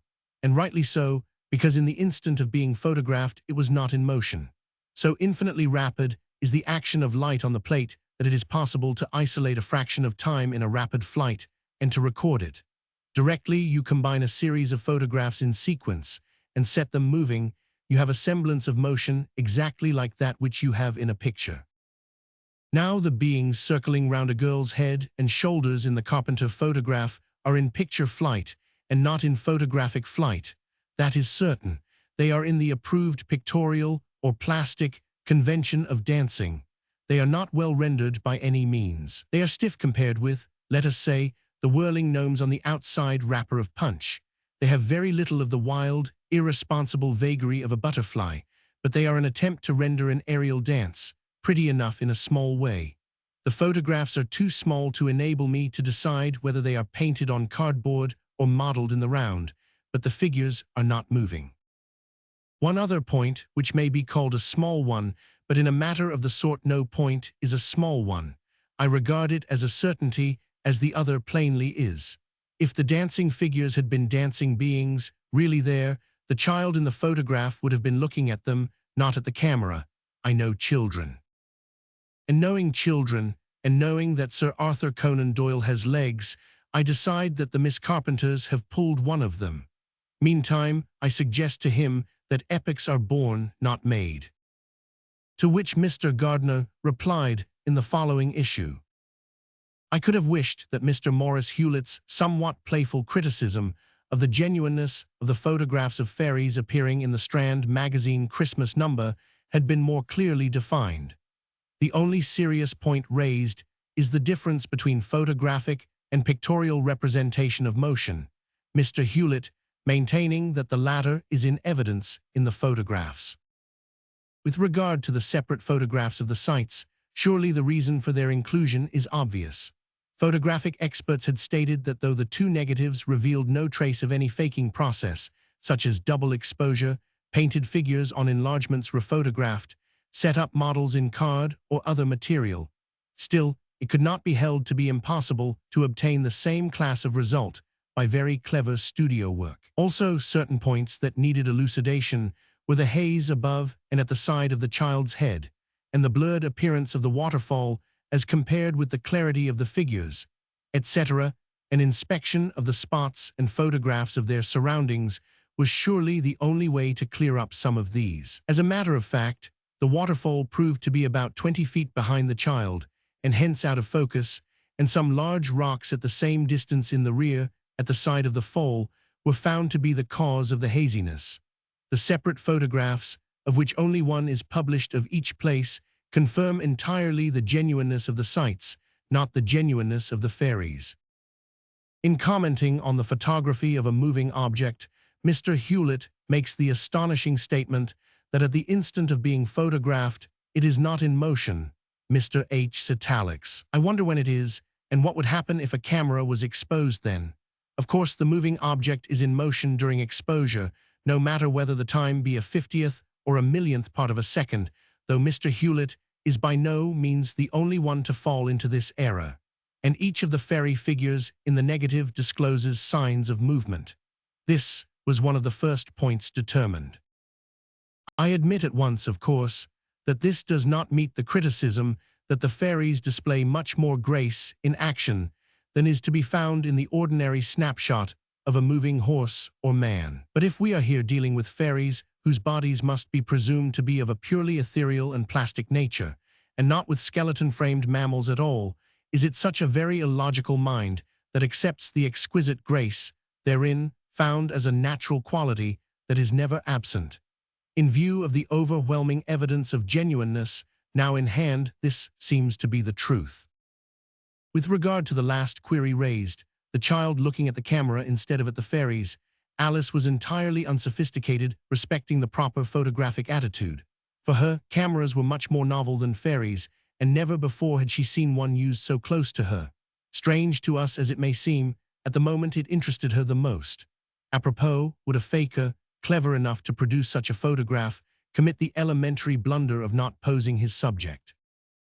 Among other interesting and weighty opinions, which were in general agreement with our contentions, was one by Mr. H. A. Stadden of Goodmayes, a gentleman who had made a particular hobby of fakes in photography. His report is too long and too technical for inclusion, but under the various headings of composition, dress, development, density, lighting, poise, texture, plate, atmosphere, focus, halation, he goes very completely into the evidence, coming to the final conclusion that when tried by all these tests, the chances are not less than 80% in favor of authenticity. It may be added that in the course of exhibiting these photographs, in the interests of the theosophical bodies with which Mr. Gardner is connected, it has sometimes occurred that the plates have been enormously magnified upon the screen. In one instance, at Wakefield, the powerful lantern used through an exceptionally large picture on a huge sheet. The operator, a very intelligent man who had taken a skeptical attitude, was entirely converted to the truth of the photographs, for, as he pointed out, such an enlargement would show the least trace of a scissor's irregularity or of any artificial detail, and would make it absurd to suppose that a dummy figure could remain undetected. The lines were always beautifully fine and unbroken. Chapter 4. The second series. When Mr. Gardner was in Yorkshire in July, he left a good camera with Elsie, for he learned that her cousin Frances was about to visit her again and that there would be a chance of more photographs. One of our difficulties has been that the associated aura of the two girls is needful. This joining of auras to produce a stronger effect than either can get singly is common enough in psychic matters. We wish to make full use of the combined power of the girls in August. My last words to Mr. Gardner, therefore, before starting for Australia, were that I should open no letter more eagerly than that which would tell me the result of our new venture. In my heart, I hardly expected success, for 3 years had passed, and I was well aware that the processes of puberty are often fatal to psychic power. I was surprised, therefore, as well as delighted, when I had his letter at Melbourne, informing me of complete success and enclosing 3 more wonderful prints, all taken in the Fairy Glen. Any doubts which had remained in my mind as to honesty were completely overcome, for it was clear that these pictures, especially the one of the fairies in the bush, were altogether beyond the possibility of fake. Even now, however, having a wide experience of transference of pictures in psychic photography and the effect of thought upon ectoplasmic images, I feel that there is a possible alternative explanation in this direction, and I have never quite lost sight of the fact that it is a curious coincidence that so unique an event should have happened in a family, some members of which were already inclined to occult study, and might be imagined to have formed thought pictures of occult appearances. Such suppositions, though not to be entirely dismissed, are, as it seems to me, far-fetched and remote. Here is the joyous letter which reached me at Melbourne. September 6, 1920. My dear Doyle, greetings and best wishes. Your last words to me before we parted were that you would open my letter with the greatest interest. You will not be disappointed, for the wonderful thing has happened. I have received from Elsie 3 more negatives taken a few days back. I need not describe them, for enclosed are the 3 prints in a separate envelope. The Flying Fairy and the Fairy's Bower are the most amazing that any modern eye has ever seen surely. I received these plates on Friday morning last and have since been thinking furiously. A nice little letter came with them saying how sorry they were, that they couldn't send more, but the weather had been bad, it has been abominably cold, and on only 2 afternoons had Elsie and Frances been able to visit the Glen. Frances has now returned to Scarborough at the call of school. All quite simple and straightforward, and concluding with the hope that I might be able to spend another day with them at the end of this month. I went over to Harrow at once, and Snelling without hesitation pronounced the 3 as bearing the same proofs of genuineness as the first 2, declaring further that at any rate the Bower one was utterly beyond any possibility of faking. While on this point, I might add that today I have interviewed Illingworth's people, and somewhat to my surprise, they endorsed this view. Now, if you have not yet opened the envelope, please do so, and I will continue. I am going to Yorkshire on the 23rd inst. to fill some lecture engagements, and shall spend a day at sea, and of course take photos of these spots and examine and take away any spoilt negatives that will serve as useful accompaniments. The Bower negative, by the way, the girls simply could not understand at all. They saw the sedate-looking fairy to the right, and without waiting to get in the picture, Elsie pushed the camera close up to the tall grasses and took the snap. To this letter, I made answer as follows. Melbourne, October 21, 1920. Dear Gardener, my heart was gladdened when out here in far Australia I had your note and the 3 wonderful prints which are confirmatory of our published results. You and I needed no confirmation, but the whole line of thought will be so novel to the ordinary busy man who has not followed psychic inquiry that he will need that it be repeated again and yet again before he realizes that this new order of life is really established and has to be taken into serious account, just as the pygmies of Central Africa. I felt guilty when I laid a delay action mine and left the country, leaving you to face the consequences of the explosion. You knew, however, that it was unavoidable. I rejoice now that you should have this complete shield against those attacks, which will very likely take the form of a clamor for further pictures, unaware that such pictures actually exist. The matter does not bear directly upon the more vital question of our own fate and that of those we have lost, which has brought me out here. But anything which extends man's mental horizon and proves to him that matter as we have known it is not really the limit of our universe, must have a good effect in breaking down materialism and leading human thought to a broader and more spiritual level. It almost seems to me that those wise entities who are conducting this campaign from the other side, and using some of us as humble instruments, have recoiled before that sullen stupidity against which Goethe said the gods themselves fight in vain, and have opened up an entirely new line of advance which will turn that so-called religious and essentially irreligious position which has helped to bar our way. They can't destroy fairies by antediluvian texts, and when once fairies are admitted, other psychic phenomena will find a more ready acceptance.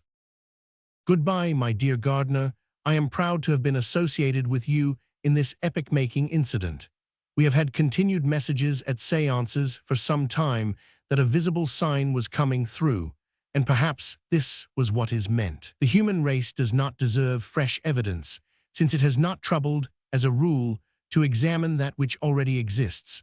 However, our friends beyond are very long-suffering and more charitable than I, for I will confess that my soul is filled with a cold contempt for the muddle-headed indifference and the moral cowardice which I see around me. Yours sincerely, Arthur Conan Doyle. The next letters from Mr. Gardner told me that in September, immediately after this second series was taken, he had gone north again and came away more convinced than ever of the honesty of the whole Wright family and of the genuine nature of the photographs. From this letter, I take the following extracts. My visit to Yorkshire was very profitable. I spent the whole day with the family and took photographs of the new sites, which proved to be in close proximity to the others. I enclose a few prints of these. It was beside the pond shown that the cradle or bower photograph was taken. The fairy that is in the air was leaping rather than flying. It had leapt up from the bush below 5 or 6 times, Elsie said, and seemed to hover at the top of its spring. It was about the 5th time that it did so that she snapped the shutter. Unfortunately, Frances thought the fairy was leaping onto her face. The action was so vigorous and tossed her head back. The motion can be detected in the print. The fairy who is looking at Elsie in the other photograph is holding a bunch of fairy harebells. I thought this one had bobbed hair and was altogether quite in the fashion. Her dress is so up-to-date. But Elsie says her hair was close-curled, not bobbed. With regard to the cradle, Elsie tells me they both saw the fairy on the right and the demure-looking sprite on the left, but not the bower. Or rather, she says there was only a wreath of faint mist in between, and she could make nothing of it. We have now succeeded in bringing this print out splendidly, and as I can get certificates from experts giving the opinion that this negative could not possibly be faked, we seem to be on perfectly safe ground. The exposure times in each case were 1/50th of a second, the distance about 3 to 4 feet. The camera was the selected cameo that I had sent to Elsie, and the plates were of those that I had sent too. The colors of dresses and wings, etc., I have complete, but will post these particulars on when writing at length a little later and have the above more fully written out. November 27, 1920. The photographs. When I was in Yorkshire in September investigating the second series, I took photos of the spots, of course, and the full account of the success. The children only had 2 brief hours or so of decent sunshine during the whole of that fortnight they were together in August. On the Thursday they took 2, and on the Saturday 1. If it had been normal weather, we might have obtained a score or more. Possibly, however, it is better to go slowly, though I propose we take the matter further again in May or June. The camera I had sent was the one used, and also the plates, which had all been marked privately by the Illingworth Co., independently of me. The 3 new fairy negatives proved to be of these and can be certified so to be by the manager. The cradle or bower negative is, as I think I told you, declared to be utterly unfakeable, and I can get statements to this effect. In a subsequent fuller account, Mr. Gardner says, "On Thursday afternoon, August 26, a fairly bright and sunny day, fortunately, for the unseasonably cold weather experience generally could hardly have been worse for the task. A number of photographs were taken, and again on Saturday, August 28. The 3 reproduced here are the most striking and amazing of the number. I only wish every reader could see the superlatively beautiful enlargements made directly from the actual negatives. The exquisite grace of the flying fairy baffles description. All fairies, indeed, seem to be super Pavlovas in miniature. The next, of the fairy offering a flower, an etheric harebell to Iris, is a model of gentle and dignified pose, but it is to the third that I would draw special and detailed attention. Never before or otherwhere, surely, has a fairy's bower been photographed. The central ethereal cocoon shape, something between a cocoon and an open chrysalis in appearance, lightly suspended amid the grasses, is the bower or cradle. Seated on the upper left-hand edge with wing well displayed is an undraped fairy, apparently considering whether it is time to get up. An earlier riser of more mature age is seen on the right, possessing abundant hair and wonderful wings. Her slightly denser body can be glimpsed within her fairy dress. Just beyond, still on the right, is the clear-cut head of a mischievous but smiling elf wearing a close-fitting cap. On the extreme left is a demure-looking sprite with a pair of very diaphanous wings, while just above, rather badly out of focus, however, is another with wings still widely extended and with outspread arms, apparently just alighting on the grass tops. The face in half-profile can just be traced in a very clear and carefully toned print that I have. Altogether, perhaps, this of the bower is the most astonishing and interesting of the more successful photographs, though some may prefer the marvelous grace of the flying figure. The comparative lack of definition in this photograph is probably accounted for by the absence of the much denser human element. To introduce us in this way directly to a charming bower of the fairies was quite an unexpected result on the part of the girls, by the way. They saw the somewhat sedate fairy on the right in the long grasses, and making no attempt this time to get in the picture themselves, Iris put the camera very close up and obtained the snap. It was simply good fortune that the bower was close by. In showing me the negative, Iris only remarked it as being a quaint little picture that she could not make out. There the matter stands, and nothing has occurred from that time onwards to shake the validity of the photographs. We were naturally desirous of obtaining more, and in August 1921 the girls were brought together once again, and the very best photographic equipment, including a stereoscopic camera and a cinema camera, were placed at their disposal. The fates, however, were most unkind, and a combination of circumstances stood in the way of success. There was only a fortnight during which Francis could be at Cottingley, and it was a fortnight of almost incessant rain, the long drought breaking at the end of July in Yorkshire. In addition, a small seam of coal had been found in the Fairy Glen, and it had been greatly polluted by human magnetism. These conditions might perhaps have been overcome, but the chief impediment of all was the change in the girls, the one through womanhood and the other through board school education. There was one development, however, which is worth recording. Although they were unable to materialize the images to such an extent as to catch them upon a plate, the girls had not lost their clairvoyant powers, and were able, as of old, to see the sprites and elves which still abounded in the glen. The skeptic will naturally say that we have only their own word for that, but this is not so. Mr. Gardner had a friend, whom I will call Mr. Sargent, who held a commission in the Tank Corps in the war, and is an honorable gentleman with neither the will to deceive nor any conceivable object in doing so.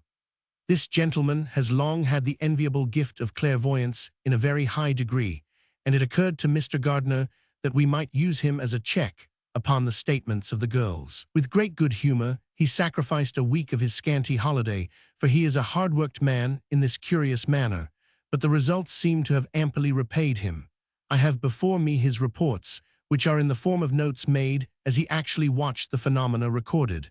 The weather was, as stated, bad on the whole, though clearing occasionally. Seated with the girls, he saw all that they saw and more, for his powers proved to be considerably greater. Having distinguished a psychic object, he would point in the direction and ask them for a description, which he always obtained correctly within the limit of their powers. The whole glen, according to his account, was swarming with many forms of elemental life, and he saw not only wood elves, gnomes, and goblins, but the rarer undines floating over the stream. I take a long extract from his rather disjointed notes, which may form a separate chapter. Chapter 5. Observations of a Clairvoyant in the Cottingley Glen, August 1921. Gnomes and fairies. In the field we saw figures about the size of the gnome. They were making weird faces and grotesque contortions at the group. One in particular took great delight in knocking his knees together. These forms appeared to Elsie singly, one dissolving and another appearing in its place. I, however, saw them in a group with one figure more prominently visible than the rest. Elsie saw also a gnome like the one in the photograph, but not so bright and not colored. I saw a group of female figures playing a game, somewhat resembling the children's game of oranges and lemons. They played in a ring. The game resembled the grand chain in the Lancers. One fairy stood in the center of the ring more or less motionless, while the remainder, who appeared to be decked with flowers and to show colors, not normally their own, danced round her. Some joined hands and made an archway for the others, who moved in and out as in a maze. I noticed that the result of the game appeared to be the forming of a vortex of force, which streamed upwards to an apparent distance of 4 or 5 feet above the ground. I also noticed that in those parts of the field where the grass was thicker and darker, there appeared to be a correspondingly extra activity among the fairy creatures. Water nymph. In the beck itself, near the large rock, at a slight fall in the water, I saw a water sprite. It was an entirely nude female figure with long fair hair, which it appeared to be combing or passing through its fingers. I was not sure whether it had any feet or not. Its form was of a dazzling rosy whiteness, and its face very beautiful. The arms, which were long and graceful, were moved with a wave-like motion. It sometimes appeared to be singing, though no sound was heard. It was in a kind of cave, formed by a projecting piece of rock and some moss. Apparently it had no wings, and it moved with a sinuous, almost snake-like motion in a semi-horizontal position. Its atmosphere and feeling was quite different from that of the fairies. It showed no consciousness of my presence, and though I waited with the camera in the hope of taking it, it did not detach itself from the surroundings in which it was in some way merged. Wood elves. Under the old beeches in the wood, Cottingley, August 12, 1921. 2 tiny wood elves came racing over the ground past us as we sat on a fallen tree trunk. Seeing us, they pulled up short about 5 feet away and stood regarding us with considerable amusement but no fear. They appeared as if completely covered in a tight-fitting one-piece skin which shone slightly as if wet. They had hands and feet large and out of proportion to their bodies. Their legs were somewhat thin, ears large and pointed upwards, being almost pear-shaped. There were a large number of these figures racing about the ground. Their noses appeared almost pointed and their mouths wide. No teeth and no structure inside the mouth, not even a tongue so far as I could see.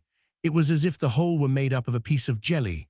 Surrounding them, as an etheric double surrounds a physical form, is a greenish light, something like chemical vapor. As Francis came up and sat within a foot of them, they withdrew, as if in alarm, a distance of 8 feet or so, where they remained apparently regarding us and comparing notes of their impressions. These 2 live in the roots of a huge beech tree. They disappeared through a crevice into which they walked, as one might walk into a cave, and sank below the ground. Water fairy, August 14, 1921. By a small waterfall, which threw up a fine spray, was seen poised in the spray a diminutive fairy form of an exceedingly tenuous nature. It appeared to have 2 main colorings, the upper part of its body and aura being pale violet, the lower portion pale pink. This coloring appeared to penetrate right through aura and denser body. the outline of the latter merging into the former. This creature hung poised, its body curved gracefully backwards, its left arm held high above its head, as if upheld by the vital force in the spray, much as a seagull supports itself against the wind. It was as if lying on its back in a curved position against the flow of the stream. It was human in shape, but did not show any characteristics of sex. It remained motionless in this position for some moments, then flashed out of view. I did not notice any wings. Fairy, elves, gnomes, and brownie. Sunday, August 14, 9 p.m. in the field. Lovely still moonlight evening. The field appears to be densely populated with native spirits of various kinds. A brownie, fairies, elves, and gnomes. A brownie, he is rather taller than the normal, say 8 inches, dressed entirely in brown with facings of a darker shade, bag-shaped cap, almost conical, knee breeches, stockings, thin ankles, and large pointed feet, like gnomes' feet. He stands facing us, in no way afraid, perfectly friendly, and much interested. He gazes wide-eyed upon us with a curious expression as of dawning intellect. It is as if he were reaching after something just beyond his mental grasp. He looks behind him at a group of fairies who are approaching us and moves to one side as if to make way. His mental attitude is semi-dreamlike, as of a child who would say, "I can stand and watch this all day without being tired."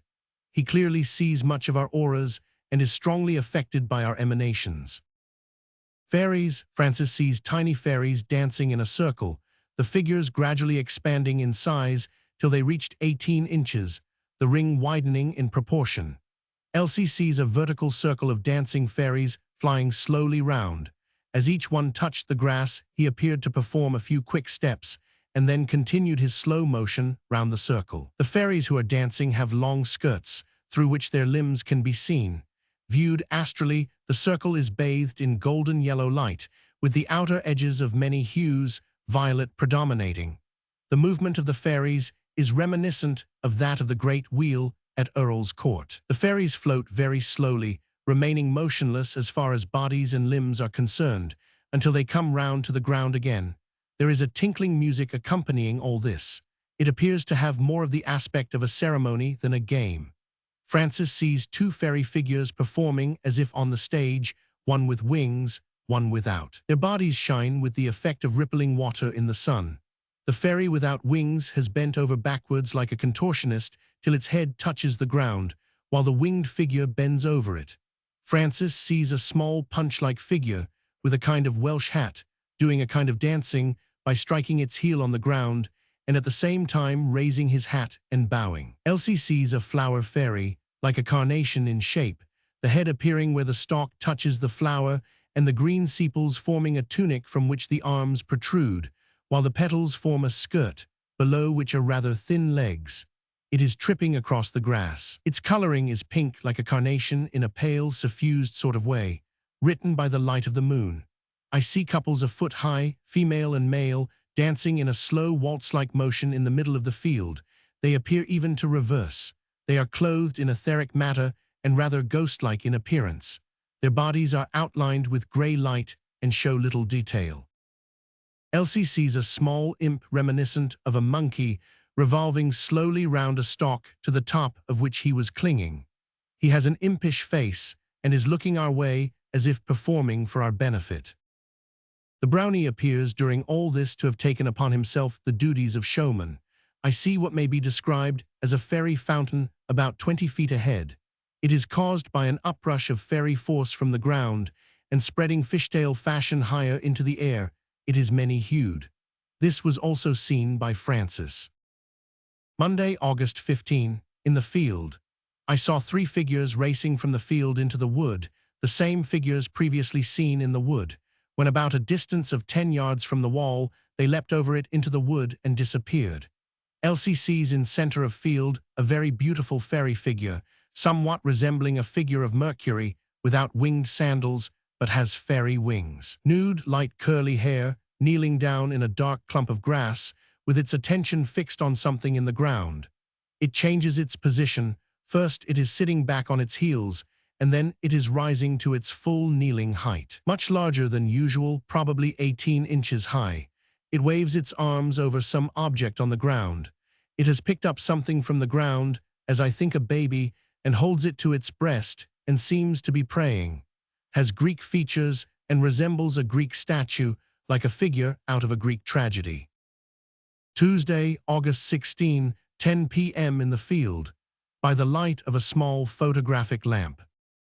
Fairies. Elsie sees a circle of fairies tripping round, hands joined, facing outwards.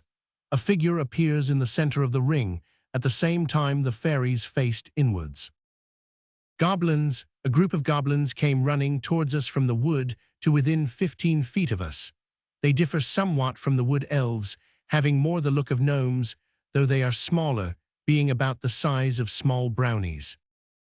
Fairy. Elsie sees a beautiful fairy quite near. It is nude, with golden hair, and is kneeling in the grass, looking this way with hands on knees, smiling at us. It has a very beautiful face, and is concentrating its gaze on me. This figure came within 5 feet of us, and after being described, faded away. Elf. Elsie sees a kind of elf, who seems to be going so fast that it blows his hair back. One can sense the wind round him, yet he is stationary, though he looks to be busily hurrying along. Goblins. Elsie sees a flight of little mannequins, implike in appearance, descending slantwise onto the grass. They form into 2 lines which cross each other as they come down. One line is coming vertically down, feet touching head.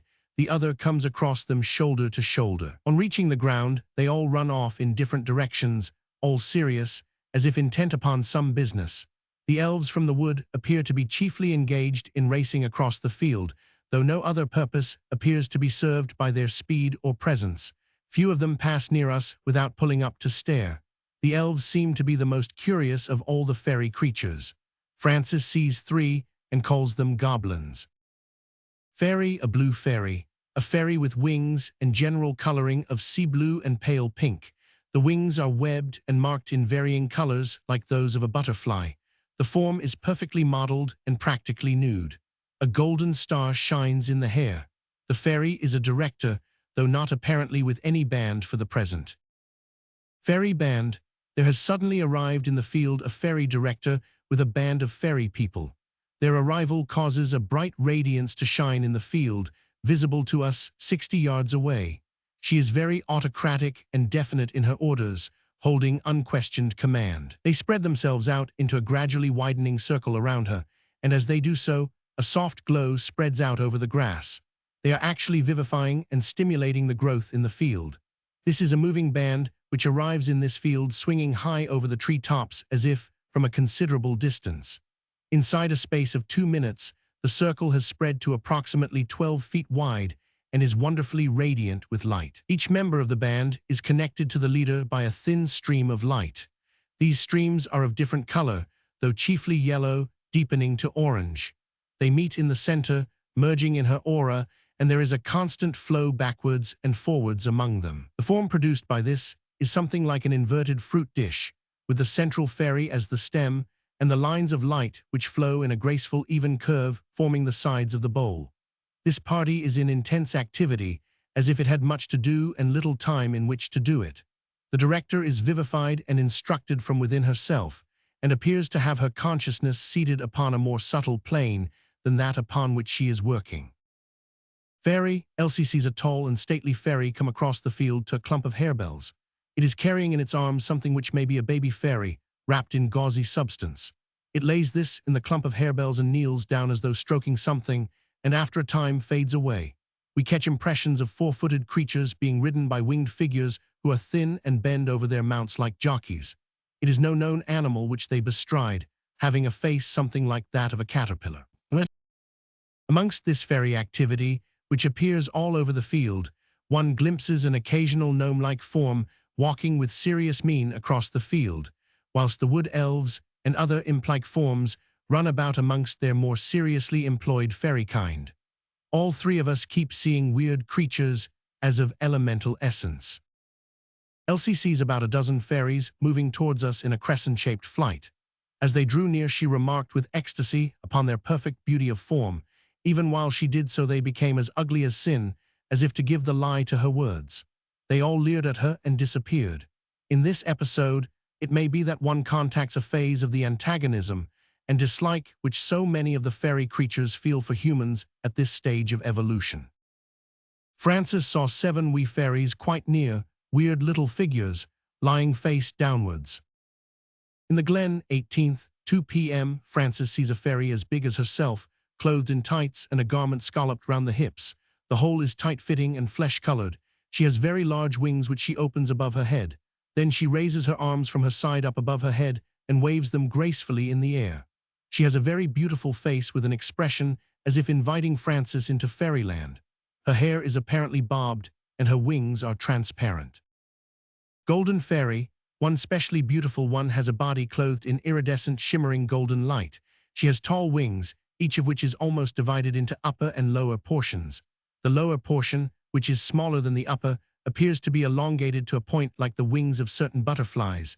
She, too, is moving her arms and fluttering her wings. I can only describe her as a golden wonder. She smiles and clearly sees us.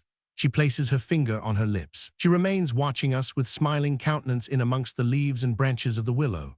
She is not objectively visible on the physical plane.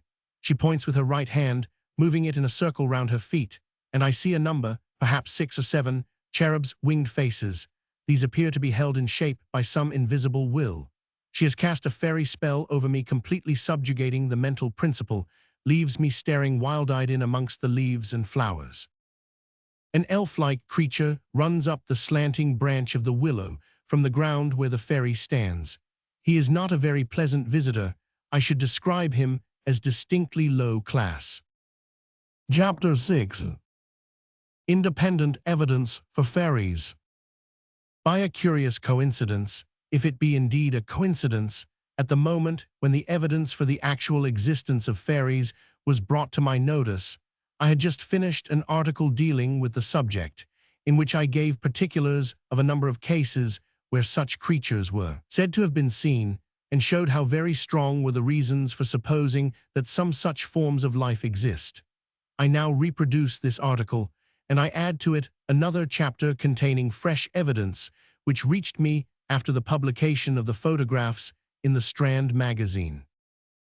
We are accustomed to the idea of amphibious creatures who may dwell unseen and unknown in the depths of the waters, and then someday be spied sunning themselves upon a sandbank, whence they slip into the unseen once more. If such appearances were rare, and if it should so happen that some saw them more clearly than others, then a very pretty controversy would arise, for the skeptics would say, with every show of reason, our experience is that only land creatures live on the land, and we utterly refuse to believe in things which slip in and out of the water.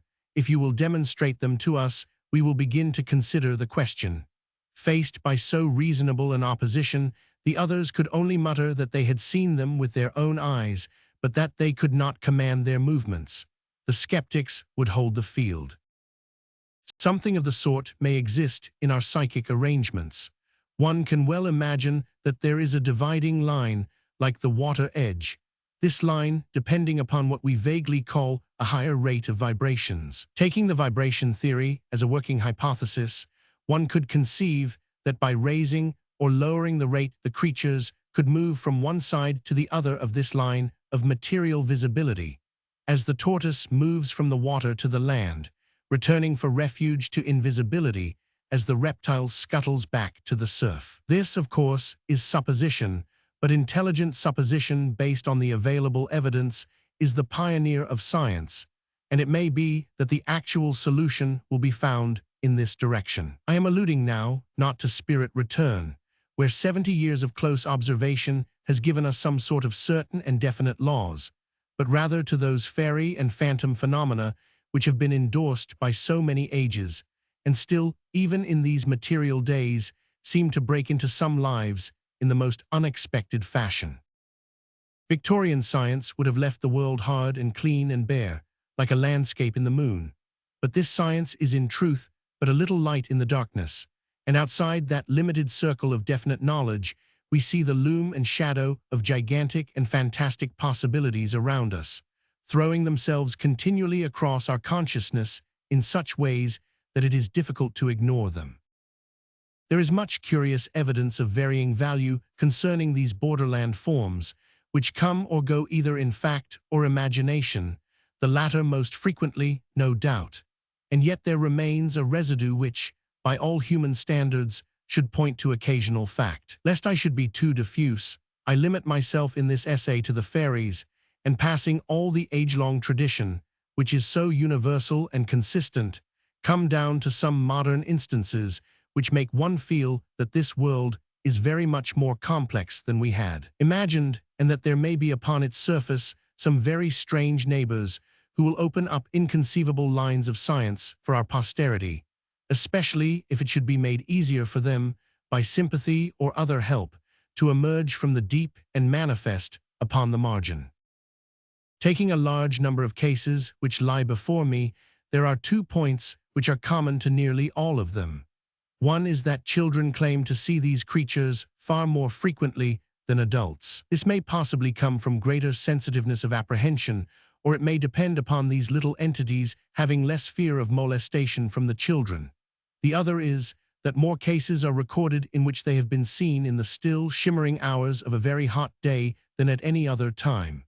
The action of the sun upon the brain, says the skeptic, possibly, and also possibly not. If it were a question of raising the slower vibrations of our surroundings, one could imagine that still, silent heat would be the very condition which might favor such a change. What is the mirage of the desert?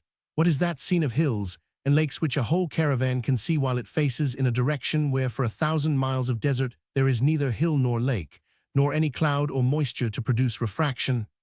I can ask the question, but I do not venture to give an answer.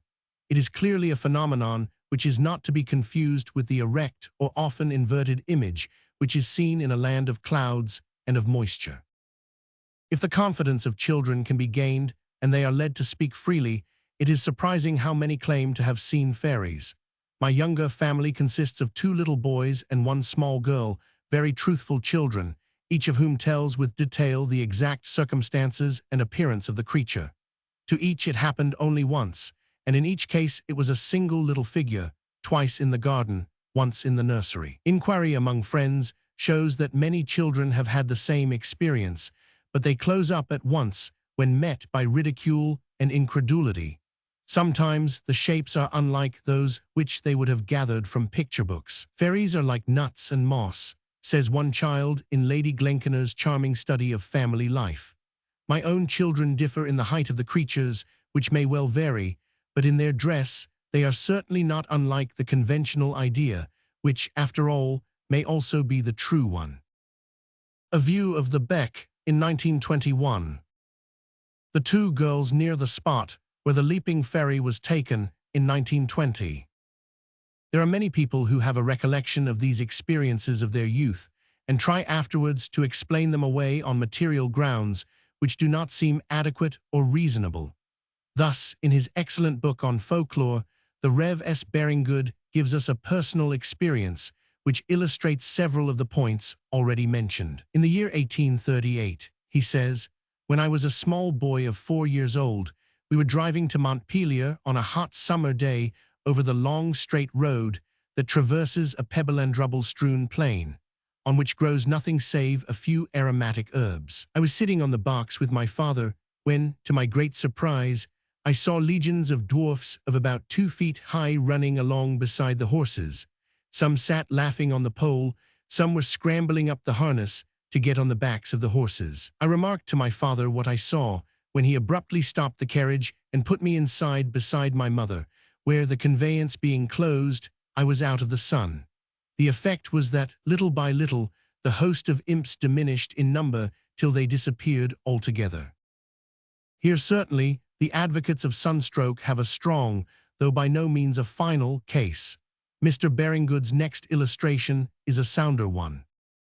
When my wife was a girl of 15, he says, she was walking down a lane in Yorkshire between green hedges when she saw seated in one of the privet hedges a little green man, perfectly well made, who looked at her with his beady black eyes. He was about 1 foot or 15 inches high.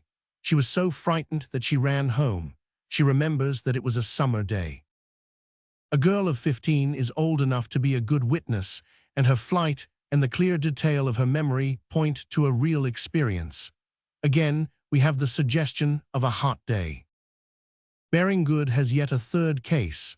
One day a son of mine, he says, was sent into the garden to pick pea pods for the cook to shell for dinner. Presently he rushed into the house as white as chalk to say that while he was thus engaged, and standing between the rows of peas, he saw a little man wearing a red cap, a green jacket, and brown knee breeches, whose face was old and wan, and who had a grey beard and eyes as black and hard as sloes. He stared so intently at the boy that the latter took to his heels.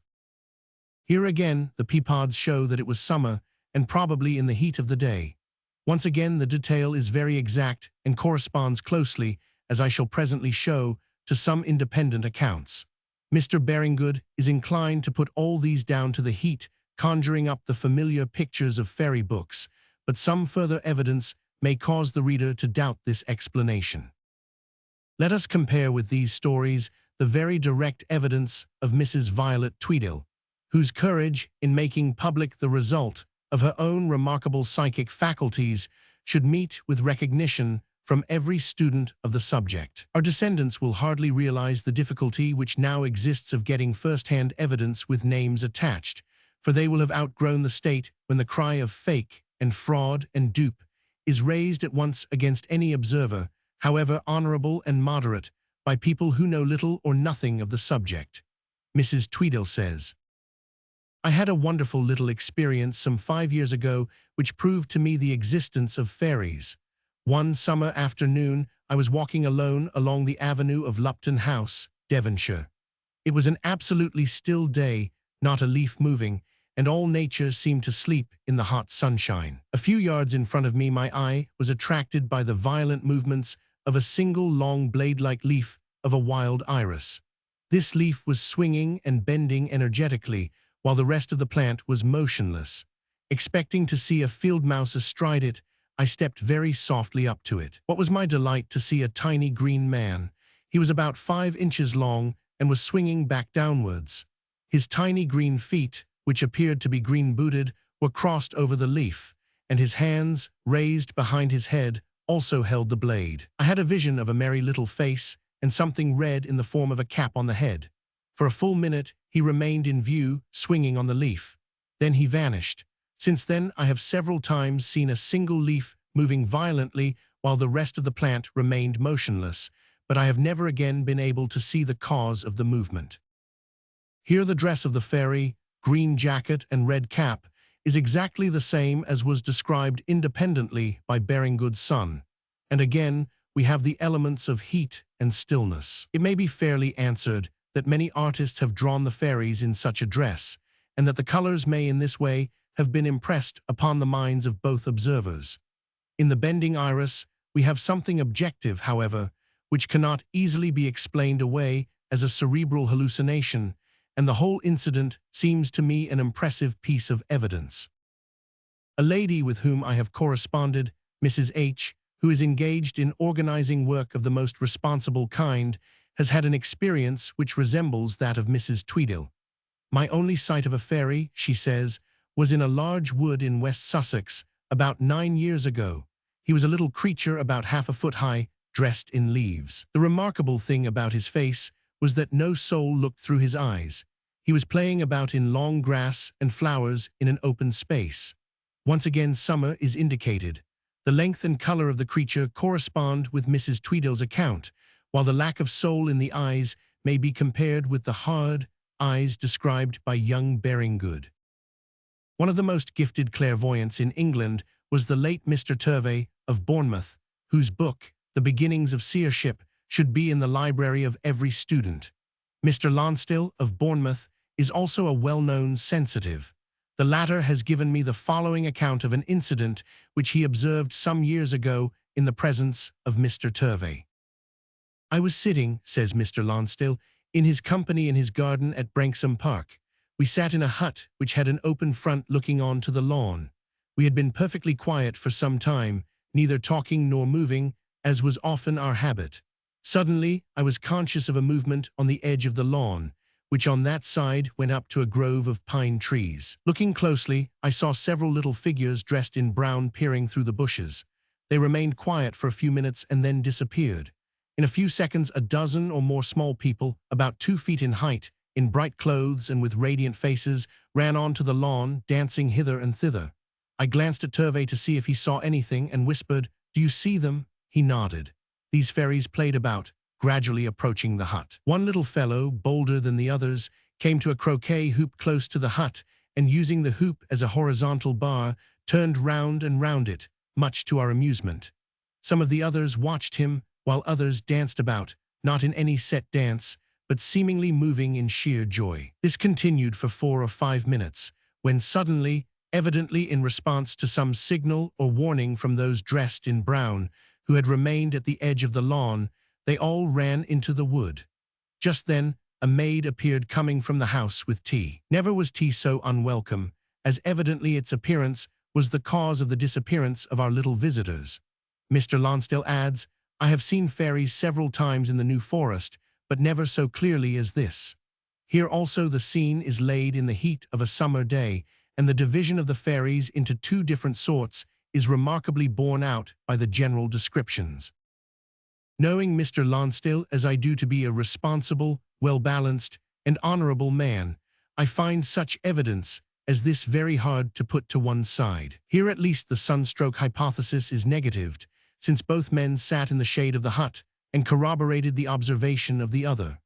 On the other hand, each of the men, like Mrs. Tweedale, was supernormal in psychic development, so that it might well happen that the maid, for example, would not have seen the fairies, even if she had arrived earlier upon the scene.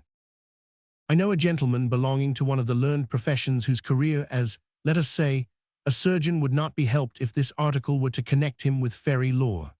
As a matter of fact, in spite of his solemn avocations and his practical and virile character, he seems to be endowed with that faculty, let us call it the appreciation of higher vibrations, which opens up so wonderful a door to its possessor. He claims, or rather he admits, for he is reticent upon the subject, that he has carried this power of perception on from childhood, and his surprise is not so much at what he sees as at the failure of others to see the same thing. To show that it is not subjective, he tells the story that on one occasion, while traversing a field, he saw a little creature which beckoned eagerly that he should follow.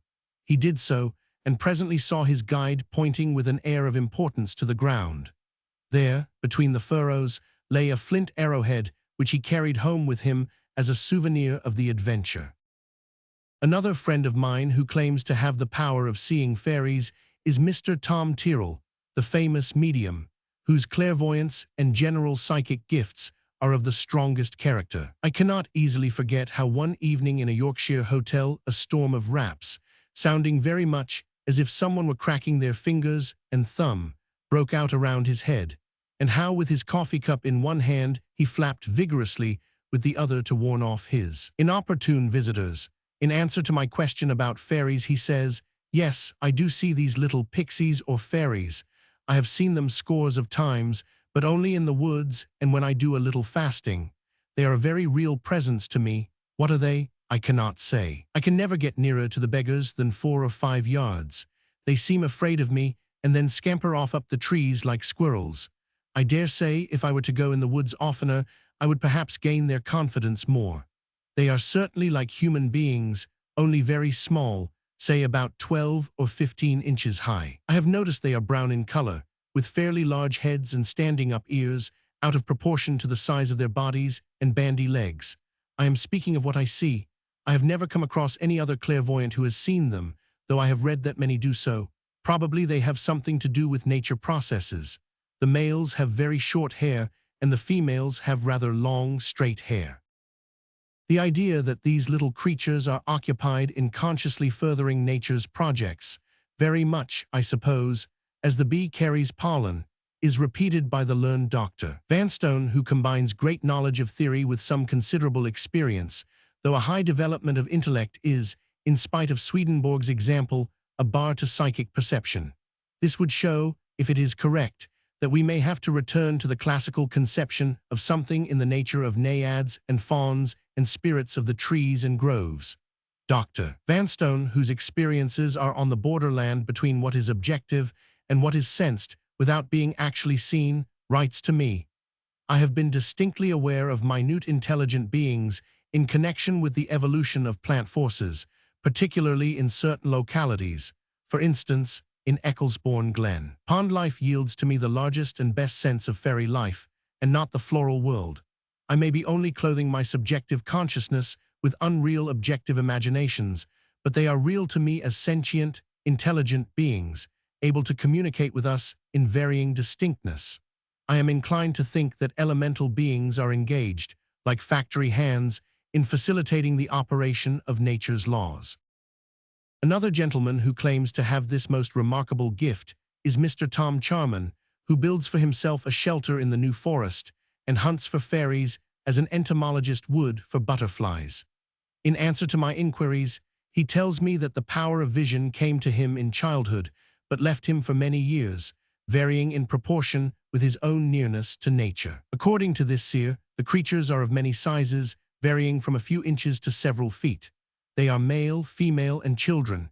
He has not heard them utter sounds, but believes that they do so of finer quality than we can hear. They are visible by night as well as by day, and show small lights about the same size as glowworms. They dress in all sorts of ways. Such is Mr. Charman's account. It is, of course, easy for us, who respond only to the more material vibrations, to declare that all these seers are self-deluded, or are the victims of some mental twist. It is difficult for them to defend themselves from such a charge. It is, however, to be urged upon the other side that these numerous testimonies come from people who are very solid and practical and successful in the affairs of life. One is a distinguished writer, another an ophthalmic authority, a third a successful professional man, a fourth a lady engaged on public service, and so on.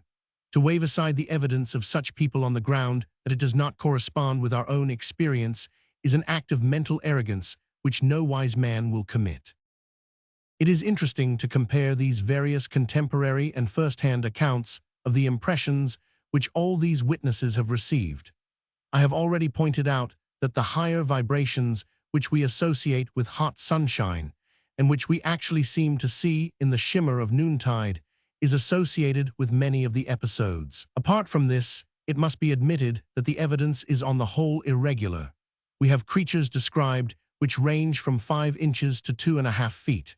An advocate of the fairies might say that, since the tradition has always been that they procreate as human beings do, we are dealing with them in every stage of growth, which accounts for the varying size. It seems to me, however, that a better case could be made out if it were pleaded that there have always been many different races of fairyland, and that samples of these races may greatly differ from each other and may inhabit varying spots, so that an observer like Mr. Tyrrell, for example, may always have seen woodland elves, which bear no resemblance to gnomes or goblins. The monkey-like, brown-clad creatures of my professional friend, which were over 2 feet high, compare very closely with the creatures which little Beringgood saw climbing on to the horses. In both cases, these taller fairies were reported from flat, plain-like locations, while the little old man type varies completely from the dancing little feminine elf so beloved by Shakespeare. In the experience of Mr. Turvey and Mr. Lonsdale, 2 different types engaged in different tasks were actually seen at the same moment, the one being bright-colored dancing elves, while the other were the brown-colored attendants who guarded them. The claim that the fairy rings so often seen in meadow or marshland are caused by the beat of fairy feet is certainly untenable, as they unquestionably come from fungi such as Agaricus gambosus or Marasmius oreads, which grow from a center, continually deserting the exhausted ground and spreading to that which is fresh. In this way a complete circle is formed, which may be quite small or may be of 12-foot diameter. These circles appear just as often in woods from the same cause, but are smothered over by the decayed leaves among which the fungi grow. But though the fairies most certainly do not produce the rings, it might be asserted, and could not be denied, that the rings once formed, whatever their cause, would offer a very charming course for a circular ring-a-ring dance. Certainly from all time, these circles have been associated with the gambols of the little people. After these modern instances, one is inclined to read, with a little more gravity, the account which our ancestors gave of these creatures, for however fanciful in parts, it still may have had some core of truth. I say our ancestors, but as a matter of fact, there are shepherds on the South Downs to this day who will throw a bit of their bread and cheese over their shoulders at dinner time for the little folks to consume. All over the United Kingdom, and especially in Wales and Ireland, the belief is largely held among those folks who are nearest to nature. First of all, it was always supposed that they lived within the earth. This was natural enough, since a sudden disappearance of a solid body could only be understood in that way. On the whole, their description was not grotesque, and fits easily into its place amid the examples already given. They were of small stature, says one Welsh authority, quoted in Mrs. Lewes's Stranger Than Fiction, towards 2 feet in height, and their horses of the size of hares. Their clothes were generally white, but on certain occasions they have been seen dressed in green. Their gait was lively, and ardent and loving was their glance. They were peaceful and kindly among themselves, diverting in their tricks, and charming in their walk and dancing. This mention of horses is somewhat out of the picture, but all the rest seems corroborative of what has already been stated. The photograph from Canada. One of the best of the ancient accounts is that of the Rev R. Kirk, who occupied a parish at Monteith, on the edge of the Highlands, and wrote a pamphlet called The Secret Commonwealth, about the year 1680. He had very clear and definite ideas about these little creatures, and he was by no means a visionary, but a man of considerable parts, who was chosen afterwards to translate the Bible into Erse. His information about fairies tallies very well with that of the Welshman quoted above. He slips up in imagining that flint arrowheads are indeed fairy bolts, but otherwise his contentions agree very well with our modern instances. They have tribes and orders, according to this Scottish clergyman. They eat. They converse in a thin, whistling sort of language. They have children, deaths, and burials. They are fond of frolic dancing. They have a regular state and polity, with rulers, laws, quarrels, and even battles. They are irresponsible creatures, not hostile to the human race unless they have reason to be angry, but even inclined to be helpful, since some of them, the brownies, are, by universal tradition, ready to aid in the household work if the family has known how to engage their affection. An exactly similar account comes from Ireland, though the little folk seem to have imbibed the spirit of the island to the extent of being more mercurial and irascible. There are many cases on record where they are claimed to have shown their power and to have taken revenge for some slight. In the Larne Reporter of March 31, 1866, as quoted in True Irish Ghost Stories, there is an account of how a stone, which the fairies claimed having been built into a house, the inhabitants were bombarded with stones by invisible assailants by day and night, the missiles hurting no one, but causing great annoyance. These stories of stone throwing are so common, and present such similar well-attested features in cases coming from every part of the world, that they may be accepted as a recognized preternatural phenomenon, whether it be the fairies or some other form of mischievous psychic force which caused the bombardment. The volume already quoted gives another remarkable case, where a farmer, having built a house upon what was really a fairy right-of-way between 2 raths or fairy mounds, was exposed to such persecution by noises and other disturbances that his family was at last driven out, and had to take refuge in the smaller house which they had previously occupied. This story is narrated by a correspondent from Wexford, who says that he examined the facts himself, examined the deserted house, cross-examined the owner, and satisfied himself that there were 2 raths in the vicinity, and that the house was in a deadline between them. I have particulars of a case in West Sussex which is analogous, and which I have been able to trace to the very lady to whom it happened.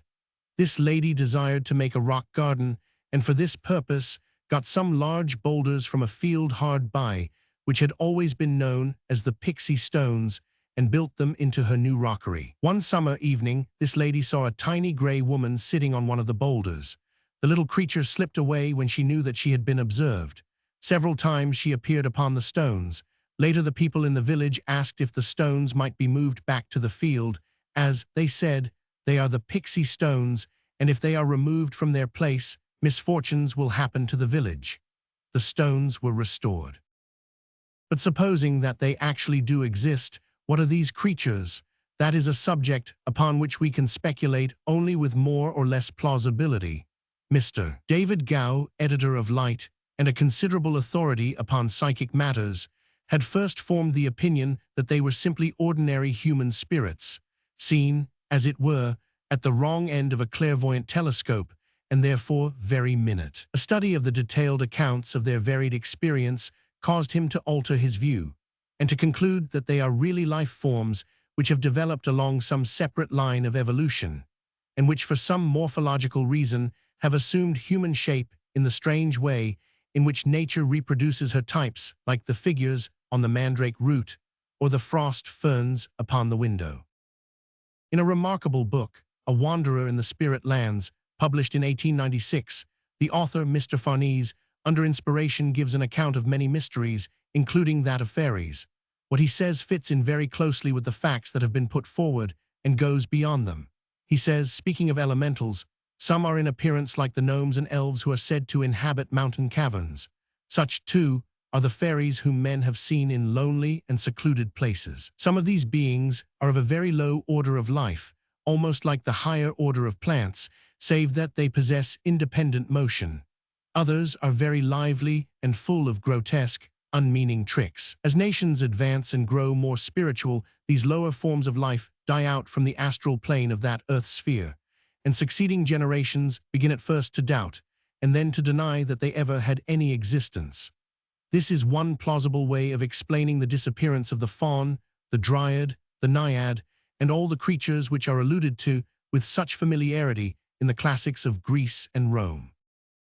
One may well ask, what connection has this fairy lore with the general scheme of psychic philosophy? The connection is slight and indirect, consisting only in the fact that anything which widens our conceptions of the possible and shakes us out of our time-rutted lines of thought helps us to regain our elasticity of mind, and thus to be more open to new philosophies. The fairy question is infinitely small and unimportant compared to the question of our own fate and that of the whole human race. The evidence also is very much less impressive, though, as I trust I have shown, it is not entirely negligible. These creatures are in any case remote from us, and their existence is of little more real importance than that of strange animals or plants. At the same time, the perennial mystery why so many flowers are born to blush unseen, and why nature should be so lavish with gifts which human beings cannot use, would be solved if we understood that there were other orders of being which used the same earth and shared its blessings. It is at the lowest and interesting speculation which gives an added charm to the silence of the woods and the wilderness of the moorland. Chapter 7. Some subsequent cases.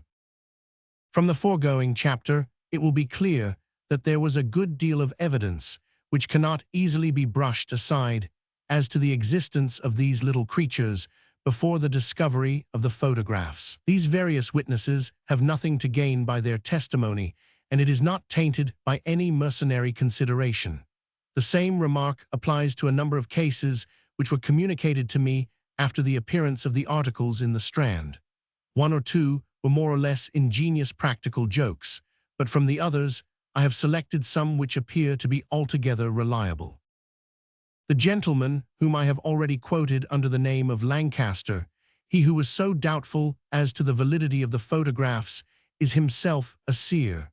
He says, "Personally, I should describe fairies as being about 2 feet 6 inches to 3 feet in height and dressed in duffel brown clothes.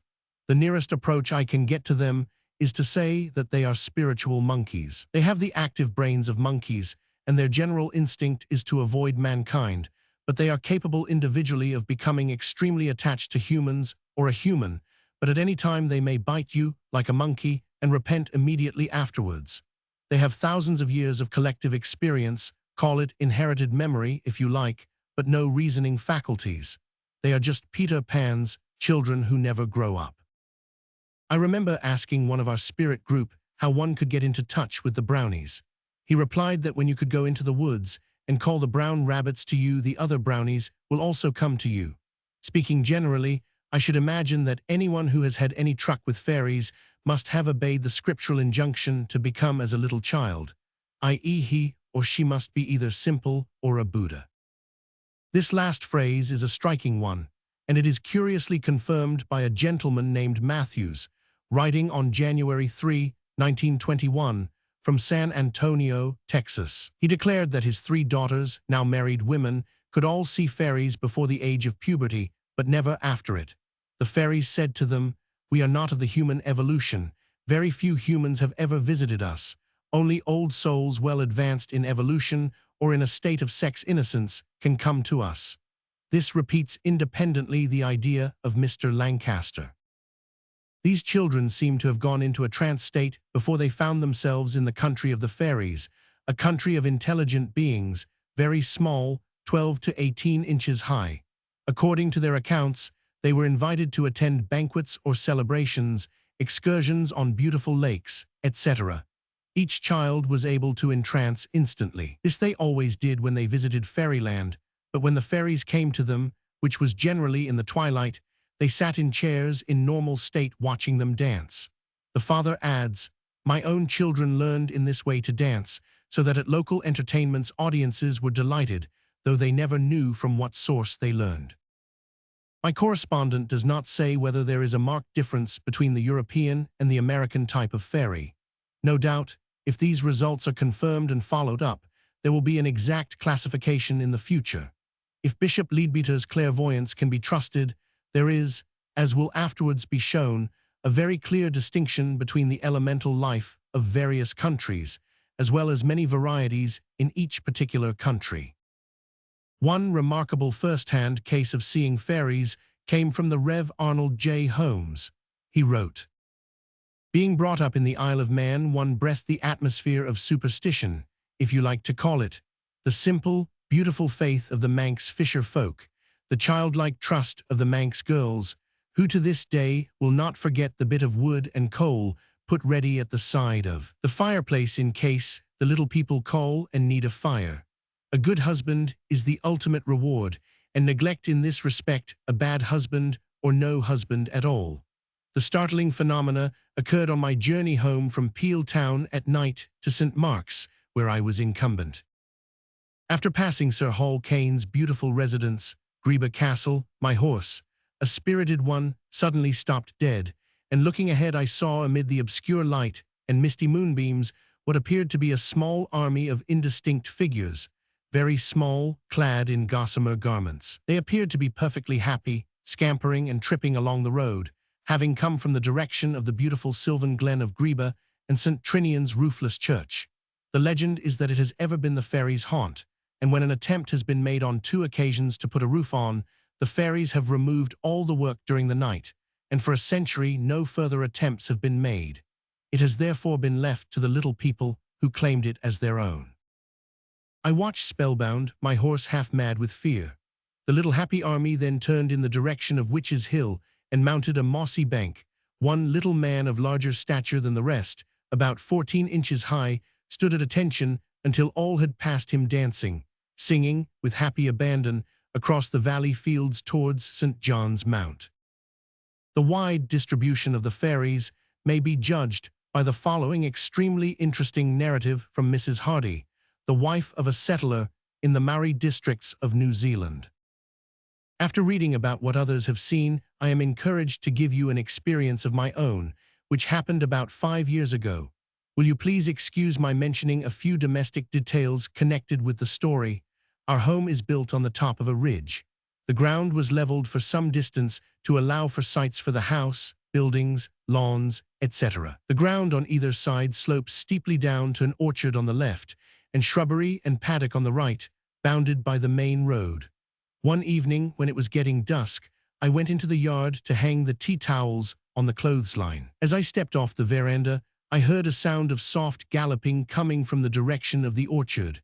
I thought I must be mistaken, and that the sound came from the road, where the Maoris often galloped their horses.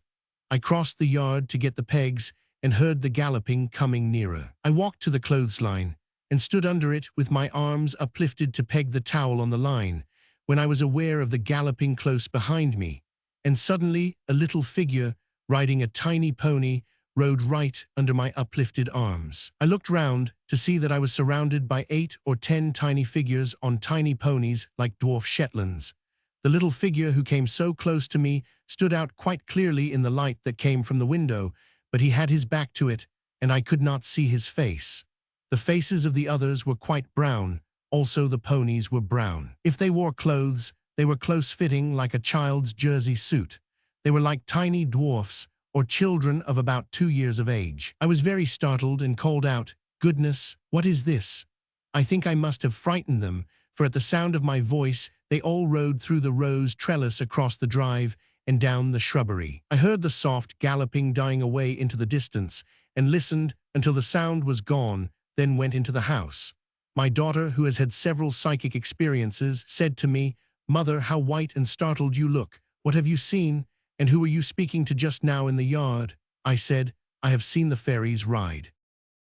The little fairy horses are mentioned by several writers, and yet it must be admitted that their presence makes the whole situation far more complicated and difficult to understand. If horses, why not dogs? And we find ourselves in a whole new world upon the fairy scale.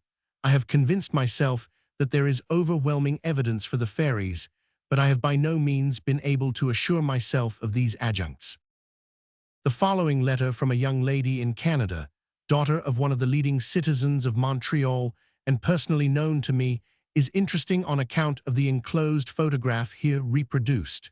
She says, "The enclosed photograph was taken this summer at Waterville, New Hampshire, with a 2A Brownie camera, portrait lens attached, by Alveda, 11 years old. The father is able, clear-headed, enthusiastic on golf and billiards, the mother on Japanese art, neither interested in psychic matters much. The child has been frail and imaginative, but sweet and incapable of deceit. The mother tells me she was with the child when the picture was taken. The mushrooms pleased the little girl, and she knelt down and photographed them. As an indication of their ordinary size, they are Aminta muscaria. There was no such figure to be seen as appears in the picture. There was no double exposure. The picture astonished them when developed. The parents guarantee its honesty, but are mystified. Do you think shadows, etc., can explain it? I think the line of the right shoulder and arm especially are too decisive to be thus brushed away. I rather agree with the writer, but it is a point which each reader can decide for himself upon examination of the photograph. It is certainly very vague after the Yorkshire examples. New Zealand would appear to be quite a fairy centre, for I have another letter from a lady in those beautiful islands, which is hardly less interesting and definite than the one already quoted. She says, "I have seen fairies in all parts of New Zealand, but especially in the fern-clad gullies of the North Island. Most of my unfoldment for mediumship was carried out in Auckland, and during that time I spent hours in my garden and saw the fairies most often in the evening just after sunset. From observation I notice they usually lived or else appeared about the perennial plants. I saw brown fairies and green fairies, and they all had wings of a filmy appearance. I used to talk to them and ask them to make special pet plants and cuttings I put in the garden grow well, and I am sure they did, by the results I got. Since I came to Sydney, I have also seen the green fairies. I tried an experiment last spring. I had some pheasantine narcissus growing in the garden. I saw the green fairies about them. I transplanted one of the bulbs to a pot when half grown, and took it with me when I went away for a short holiday. I asked the fairies to keep it growing. I watched it closely every evening. A green-clad fairy, sometimes 2 or 3 of them, would appear on the pot under the plant, and whatever they did to it during the night I do not know, but next morning it was very much bigger, and although transplanted, etc., it flowered 3 weeks before those in the garden. I'm now living at Rochdale, Sydney, with friends both Australians and spiritualists, and they also have seen the fairies from childhood up. I am sure animals see them. The fairies appear every evening in a little wild corner of the garden we leave for them, and our cat sits and watches them intently, but never attempts to spring at them as he does at other moving objects. If you care to make use of the information contained in this letter, you are welcome to do so." I had another interesting letter from Mrs. Roberts of Dunedin, one of the most gifted women in psychic matters whom I met during my Australian wanderings, in which she describes, as the last writer has done, the intimate connection between these elemental forms of life and the flowers, asserting that she has continually seen them tending the plants in her own garden. From Ireland, I received several fairy stories which seemed to be honestly told, even if some margin must be left for errors of observation. One of these seems to link up the fairy kingdom with spiritual communication, for the writer, Miss Winter of Blarney in Cork, says, "We received communications from a fairy named Bibel several times, one of them lasting nearly an hour. The communication was as decided and swift as from the most powerful spirit. He told us that he was a leprechaun male, but that in a ruined fort near us dwelt the pixies. Our domain had been the habitation of leprechauns always, and they with their queen Pissel, mounted on her gorgeous dragonfly, found all they required in our grounds. He asked most lovingly about my little grandchildren, who visit us frequently, and since then he has been in the habit of communicating with them, when we have yielded the table to them entirely, and just listened to the pure fun he and they were having together. He told them that the fairies find it quite easy to talk to the rabbits, and that they disliked the dogs because they chased them. They have great fun with the hens, on whose backs they ride, but they do not like them because they jeer at them. When he mentioned the old fort, I thought he referred to Blarney Castle, not far away, but on relating the incident to a farmer's daughter, whose family has been in the neighborhood for a very long time, she informed me that a laborer's cottage at the entrance to our avenue is built on the site of an old fort, information absolutely new to us. A few more may be added to my list of witnesses, which might be greatly extended. Miss Hall of Bristol writes, "I too have seen fairies, but never until now have I dared to mention it for fear of ridicule. It was many years ago. I was quite a child of 6 or 7 years, and then, as now, passionately fond of all flowers, which always seemed to me living creatures. I was seated in the middle of a road in some cornfields, playing with a group of poppies, and never shall I forget my utter astonishment at seeing a funny little man playing hide-and-seek among these flowers to amuse me, as I thought. He was quick as a dart. I watched him for quite a long time, then he disappeared. He seemed a merry little fellow, but I cannot ever remember his face. In color he was a sage-green, his limbs were round, and had the appearance of geranium stalks. He did not seem to be clothed, and was about 3 inches high and slender. I often looked for him again, but without success." Mr. J. Foote Young, the well-known water diviner, writes, "Some years ago, I was one of a party invited to spend the afternoon on the lovely slopes of Oxford Hill, in the county of Dorset. The absence of both trees and hedges in this locality enables one to see without obstruction for long distances. I was walking with my companion, who lives in the locality, some little distance from the main party, when to my astonishment I saw a number of what I thought to be very small children, about a score in number, and all dressed in little gaily colored short skirts, their legs being bare. Their hands were joined, and all held up, as they merrily danced round in a perfect circle. We stood watching them, when in an instant they all vanished from our sight. My companion told me they were fairies, and that they often came to that particular part to hold their revels. It may be our presence disturbed them." Mrs. Ethel Enid Wilson of Worthing writes, "I quite believe in fairies. Of course, they are really nature's spirits. I have often seen them on fine sunny days playing in the sea and riding on the waves, but no one I have ever been with at the time has been able to see them, excepting once my little nephews and nieces saw them too. They were like little dolls, quite small, with beautiful bright hair, and they were constantly moving and dancing about." Mrs. Rose of Southend-on-Sea told us in a chat on the subject, "I think I have always seen fairies. I see them constantly here in the shrubbery by the sea. They congregate under the trees and float around about the trees, and gnomes come around to protect them. The gnomes are like little old men with little green caps, and their clothes are generally neutral green. The fairies themselves are in light draperies. I have also seen them in the conservatory of my house, floating about among the flowers and plants. The fairies appear to be perpetually playing, excepting when they go to rest on the turf or in a tree, and I once saw a group of gnomes standing on each other's shoulders, like gymnasts on the stage. They seem to be living as much as I am. It is not imagination. I have seen the gnomes arranging a sort of moss bed for the fairies, just like a mother bird putting her chicks to bed. I don't hear any sounds from the gnomes or fairies, but they always look happy, as if they were having a real good time." Miss Eva Longbottom, LRAM, ARCM, of Bristol, a charming vocalist who has been blind from birth, told us in an interview, "I have seen many fairies with my mind's eyes. that is, clairvoyantly. They are of various kinds, the ones I see. The music fairies are very beautiful. Argent describes them, for they make you think of silver, and they have dulcet silvery voices. They speak and sing, but more in sound than in distinct words, a language of their own, a fairy tongue. Their music is a thing we cannot translate. It exists in itself. I don't think Mendelssohn has truly caught it, but Mr. Coleridge Taylor's music reminds me of the music I have heard from the fairies themselves. His fairy ballads are very charming. Then there are dancing fairies. Their dancing is dainty and full of grace, a sweet old style of dance without any tangles in it. I am generally alone when I see them, not necessarily in a woodland, but wherever the atmosphere is poetical. They are quite real. Another kind is the poem fairies. They are more ethereal and of a violet shade. If you could imagine Perdita in the Midsummer Night's Dream, translated from the stage into a real fairy, you would have a good idea of the poem fairy. She has a very beautiful girlish character. The same might be said of Miranda, but she is more sentimental. The color fairies are also most interesting.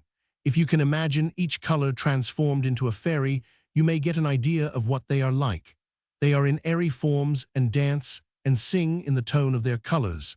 I have not seen any brownies, as I do not take so much interest in the domestic side of the fairy's life.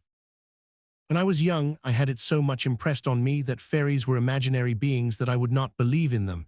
But when I was about 14, I began to realize them, and now I love them. Perhaps it was the deeper study of the arts that brought them to me. I have felt a sympathetic vibration for them, and they have made me feel that we were friends.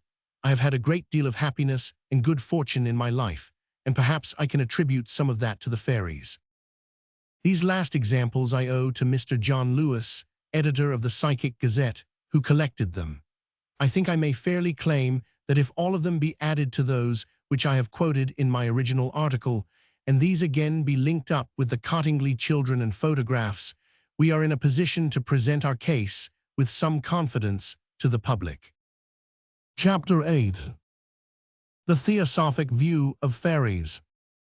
Of all religions and philosophies in Western lands, I know none save that ancient teaching now called Theosophy, which has any place in it for elemental forms of life. Therefore, since we have established some sort of independent case for their existence, it is well that we should examine carefully what they teach and see how far it fits in with what we have been able to gather or to demonstrate. There is no one who has a better right to speak upon the point than my co-worker, Mr. E.L. Gardner, since he is both the discoverer of the fairies and a considerable authority upon theosophic teaching. I am glad, therefore, to be able to include some notes from his pen. For the most part, he writes, amid the busy commercialism of modern times, the fact of their existence has faded to a shadow, and a most delightful and charming field of nature study has too long been veiled. In this 20th century, there is promise of the world stepping out of some of its darker shadows. Maybe it is an indication that we are reaching the silver lining of the clouds when we find ourselves suddenly presented with actual photographs of these enchanting little creatures, relegated long since to the realm of the imaginary and fanciful. Now, what are the fairies? First, it must be clearly understood that all that can be photographed must of necessity be physical. Nothing of a subtler order could in the nature of things affect the sensitive plate. So-called spirit photographs, for instance, imply necessarily a certain degree of materialization before the form could come within the range even of the most sensitive of films. Well within our physical octave, there are degrees of density that elude ordinary vision. Just as there are many stars in the heavens recorded by the camera that no human eye has ever seen directly, so there is a vast array of living creatures whose bodies are of that rare tenuity and subtlety from our point of view that they lie beyond the range of our normal senses. Many children and sensitives see them, and hence our fairy lore, all founded on actual and now demonstrable fact.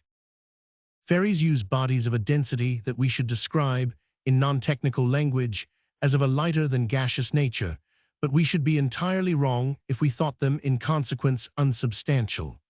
In their own way, they are as real as we are, and perform functions in connection with plant life of an important and most fascinating character. To hint at one phase, Many a reader will have remarked on the lasting freshness and beauty of flowers cut and tended by one person, and on the other hand, their comparatively short life when in the care of another. The explanation is to be found in the kindly devotion of the one person and the comparative indifference of the other, which emotions affect keenly the nature spirits in whose immediate care the flowers are. Their response to love and tenderness is quickly evidenced in their charges. Fairies are not born and do not die as we do, though they have their periods of outer activity and retirement. Allied to the Lepidoptera or butterfly genus of our familiar acquaintance rather than to the mammalian line, they partake of certain characteristics that are obvious. There is little or no mentality awake, simply a gladsome, irresponsible joyousness of life that is abundantly in evidence in their enchanting abandon.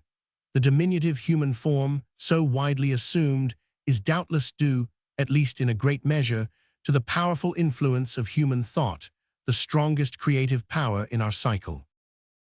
In the investigations I have pursued in Yorkshire, the New Forest, and Scotland, many fairy lovers and observers have been interviewed and their accounts compared. In most cases, I was interested to note that my share in making public the photographs of Cottingley was the worst sort of introduction imaginable. Few fairy lovers have looked with favor on that. Reproaches have been frequent and couched in no measured terms, for the photographs have been resented as an unwarranted intrusion and desecration. Only after earnest assurances as to my own attitude could I get farther and obtain those intimate confidences that I have compared and checked and pieced together and am at liberty to narrate here. The function of the nature spirit of woodland, meadow, and garden, indeed in connection with vegetation generally, is to furnish the vital connecting link between the stimulating energy of the sun and the raw material of the form. That growth of a plant which we regard as the customary and inevitable result of associating the three factors of sun, seed, and soil would never take place if the fairy builders were absent. We do not obtain music from an organ by associating the wind, a composer's score, and the instrument. The vital link supplied by the organist, though he may be unseen, is needed, and similarly the nature spirits are essential to the production of the plant. The fairy body, the normal working body of the gnome and fairy, is not of human nor of any other definite form, and herein lies the explanation of much that has been puzzling concerning the nature-spirit kingdom generally. They have no clean-cut shape normally, and one can only describe them as small, hazy, and somewhat luminous clouds of color with a brighter spark-like nucleus. As such, they cannot be defined in terms of form any more than one can so describe a tongue of flame. In such a body, they fill their office, working inside the plant structure.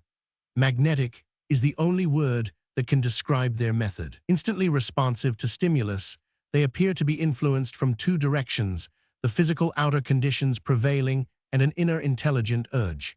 These two influences determine their working activity. Some, and these are by far the most numerous, work on cell construction and organization and are comparatively small when assuming the human form, being 2 to 3 inches high. Others are concerned exclusively with root development below ground, while others are apparently specialists in color and paint the flowers by means of the streaming motion of their cloud-like bodies. There appears to be little trace of any selective or discriminating work done individually. They all seem actuated by a common influence that affects them continuously, and which strongly suggests the same type of instinctive prompting that marks the bee and ant. The human form, though the nature spirit, must be regarded as practically irresponsible, living a gladsome, joyous, and delightfully untrammeled life. Each member appears to possess at least a temporary definite individuality at times, and to rejoice in it. The diminutive human form, sometimes grotesque, as in the case of Brownie and Gnome, sometimes beautifully graceful, as in the surface fairy variety, if conditions allow, is assumed in a flash. For a while it is retained, and it seems clear that the definite and comparatively concrete shape affords pleasure above the ordinary. There is no organization perceptible, as one might perhaps hastily infer. The content of the body still appears homogeneous, though somewhat denser, and the shape of human is usually only seen when not at work. The nature spirit so clothed indulges in active movement in skipping and dancing gestures, and exhibits a gay abandon suggestive of the keenest delight in the experience. It is evidently time off and play for it, though its work seems charming enough. If disturbed or alarmed, the change back to the slightly subtler vehicle, the magnetic cloud, is as sudden as the birth. What determines the shape assumed and how the transformation is effected is not clear. One may speculate as to the influence of human thought, individual or in the mass, and quite probably the explanation when found will include this influence as a factor, but I am intent here not on theorizing, but on a narrative of observed happenings. One thing is clear, the nature-spirit form is objective, that is, in the sense in which we apply that term to a stone, a tree, and a human body. Fairy wings. The wings are a feature that one would hardly expect to find in conjunction with arms. In this respect, the insect type, with its several limbs and 2 or more wings, is a nearer model. But there is no articulation and no venation, and moreover the wings are not used for flying. Streaming emanations is the only description one can apply. In some varieties, particularly the sylphs, the streamers surround the body, as by a luminous aura sprayed to a feathery mist. I was told that the earlier and more elaborate red Indian headdresses must have been inspired from this source. So suggestive are they, though the best of them are but poor copies of the originals. Food. There is no food taken, as we should regard it. Nourishment, usually abundant and ample for sustenance, is absorbed directly by a rhythmic breathing or pulse. Resource to the magnetic bath on occasion appears to be their only special restorative. The perfume of flowers is delighted in, and, reversely, disagreeable odors repel. This is one of many reasons, besides timidity, why human society is usually avoided, there being little that is inviting in that connection for them, and much that is obnoxious. Birth, death, and sex. Any estimate of length of life is misleading, because comparison with ourselves cannot be made. There is no real birth nor death, as we understand the terms, simply a gradual emergence from, and a return to, a subtler state of being. This process takes some time, probably years in certain varieties, and their life on the denser level, corresponding to our adult period, may be as long as the average human. There is nothing definite in all this, however, except the fact of the gradual emergence and return. There is no sex, as we should regard it, though so far as I can gather, there is division and subdivision of body at a much subtler and earlier level than that usually sensed. This process seems to correspond to the fission and budding of our familiar simple animalcules, with the addition, towards the end of the cycle, of fusion or reassembly into the larger unit. Speech and gesture. Below the sylph, there appears to be nothing, or very little, in the way of a language of words. Communication is possible by inflection and gesture, much as the same can be exercised with domestic animals. Indeed, the relation of human with the lower nature spirits seems to be about on a par with that of kittens, puppies, and birds. Yet there is abundant evidence of a tone language among them. Music by pipe and flute is common, though to the human ear of the quaintest character, but whether the instrument or the voice is the real source, I cannot yet determine. The higher orders of nature spirits are adding mentality to the emotional development, and speech with them is possible. Their attitude to ordinary humanity is unfriendly rather than well-disposed, and often hostile, arising probably from our utter disregard of the amenities. I am beginning to see sense and reason in the burnt offerings of yore. Pollution of the atmosphere is a horror to the sylphs and deeply resented. An ancient saying I had seen somewhere came to mind when discussing the beautiful air spirits and their work. Agni, fire, is the mouth of the gods. Our sanitary and burial customs are doubtless still capable of improvement. One fairy lover said to me gleefully, "Ah, well, you will never be able to get photographs of the sylphs. They know too much for you. If we can establish friendly relations with them, though the weather may be ours, if that be desirable." Cause and effect. The dissection and examination of vegetable forms, however exhaustive, is but an analysis of effects. No adequate cause is therein to be found any more than a dissection of a sculpture will disclose the craftsman. The amazing skill in evidence in the plant kingdom, in construction, adaptation, and adornment, demand the labor of workman, mechanic, and artist. Their recognition in the nature spirits fills the vague hiatus between the sun's energy and the material wrought. On our own human side of the line, the finding of 2 pieces of wood nailed together would unmistakably point to a workman of sorts, yet we are accustomed to gaze with wonder and admiration on the exquisitely built forms of a whole kingdom and murmur evolutionary processes or the hand of God, according to our temperament. An agent is necessary on the one side and no less on the other. Mode of working, the feature that will appeal to every nature lover interested in the vital processes of plant life, is the craftsmanship of the nature spirit agent. An inference, if it be simple enough, often escapes us, though in this case, the experiences gathered of our own human labor suggest the analogy vividly. An analogy with a difference, however, for the hidden manner of work of the nature spirit is in most respects the exact opposite in character to our own. In this physical world, we labor with hands and tools and work consistently on exteriors, always indeed handling and applying our material from the outside. Addition, accretion, is our constructive method. We find ourselves made that way, and it is our characteristic mode of approach. The nature spirits operate from the interior, working from a center outwards.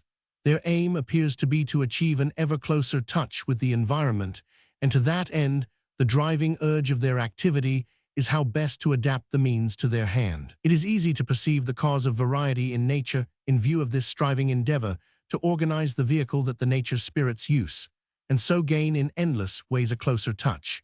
Flower coloring, mimicry, seed protection and distribution, defensive and aggressive measures, all the 1,001 devices employed to attain an end, point to an intelligence working through agents who, at their own level, are often in more or less antagonistic relation with each other. Variety and difference is as much in evidence as among humanity, and makes for that diversity of form and custom that we find on our side so fruitful of experience. In the tilling of the soil and the culture of plant life for our own purposes, we have worked intimately together, though unconsciously.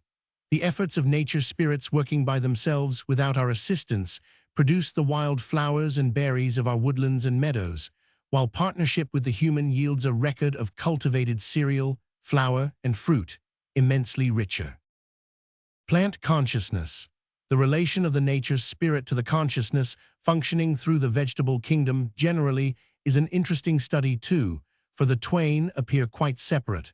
This might perhaps be likened to the role respectively of crew and passenger in a ship. The slumbering, or at best slowly awakening, consciousness of the plant makes of it little more than an idle traveler, whereas the nature spirits, alert and active, attend to the upkeep and navigation of the craft, and the voyage through the kingdom means a growth and development for both. The future, what might follow an intelligent understanding of the little people, and the establishment of mutual good feeling, opens up a prospect alluring in the extreme. It would be for us a working in the light instead of in darkness. A foretaste of such cooperation may be gathered by noting the effect of a devoted lover of flowers on his or her charges. The nature spirit responds to emotion and appears keenly appreciative of kindly attention and affection. Whether this applies with any force to any, but the varieties concerned with flowers and fruits I cannot say, but it certainly does to them, and the intelligent direction of effort in place of empirical incident tempts one's speculation to run riot as to future possibilities. The awakened self-consciousness of the human kingdom, with a vigorous mentality linked to kindly emotion and physical action, may enable an ages-old debt to be adjusted. We have served the nature-spirit line of evolution consciously not at all, but by understanding the situation we can cooperate together intelligently and helpfully, and the service of both to mutual advantage can take the place of blind experiment and groping self-interest. E.l.g. In the literature of theosophy, I know no one who treats the elemental forces of nature more fully than Bishop Leadbeater, whom I met in my Australian travels, and who impressed me by his venerable appearance, his ascetic habits, and his claims to a remarkable clairvoyancy which has, as he alleges, opened up many of the arcana. In his book, The Hidden Side of Things, he talks very fully of the fairies of many lands. Dealing with the little creatures whom so many of my informants have seen tending flowers, the seer says, "The little creatures that look after flowers may be divided into two great classes, though of course there are many varieties of each kind. The first class may properly be called elementals, for beautiful though they are in reality only thought forms, and therefore they are not really living creatures at all. Perhaps I should rather say that they are only temporary living creatures, for though they are very active and busy during their little lives, they have no real evolving, reincarnating life in them, and when they have done their work, they just go to pieces and dissolve into the surrounding atmosphere, precisely as our own thought forms do. They are the thought forms of the great beings, or angels, who are in charge of the evolution of the vegetable kingdom. When one of these great ones has a new idea connected with one of the kinds of plants or flowers which are under his charge, he often creates a thought form for the special purpose of carrying out that idea. It usually takes the form either of an etheric model of the flower itself, or of a little creature which hangs round the plant or the flower all through the time that the buds are forming, and gradually builds them into the shape and color of which the angel has thought. But as soon as the plant has fully grown, or the flower has opened, its work is over and its power is exhausted, and as I have said, it just simply dissolves, because the will to do that piece of work was the only soul that it had.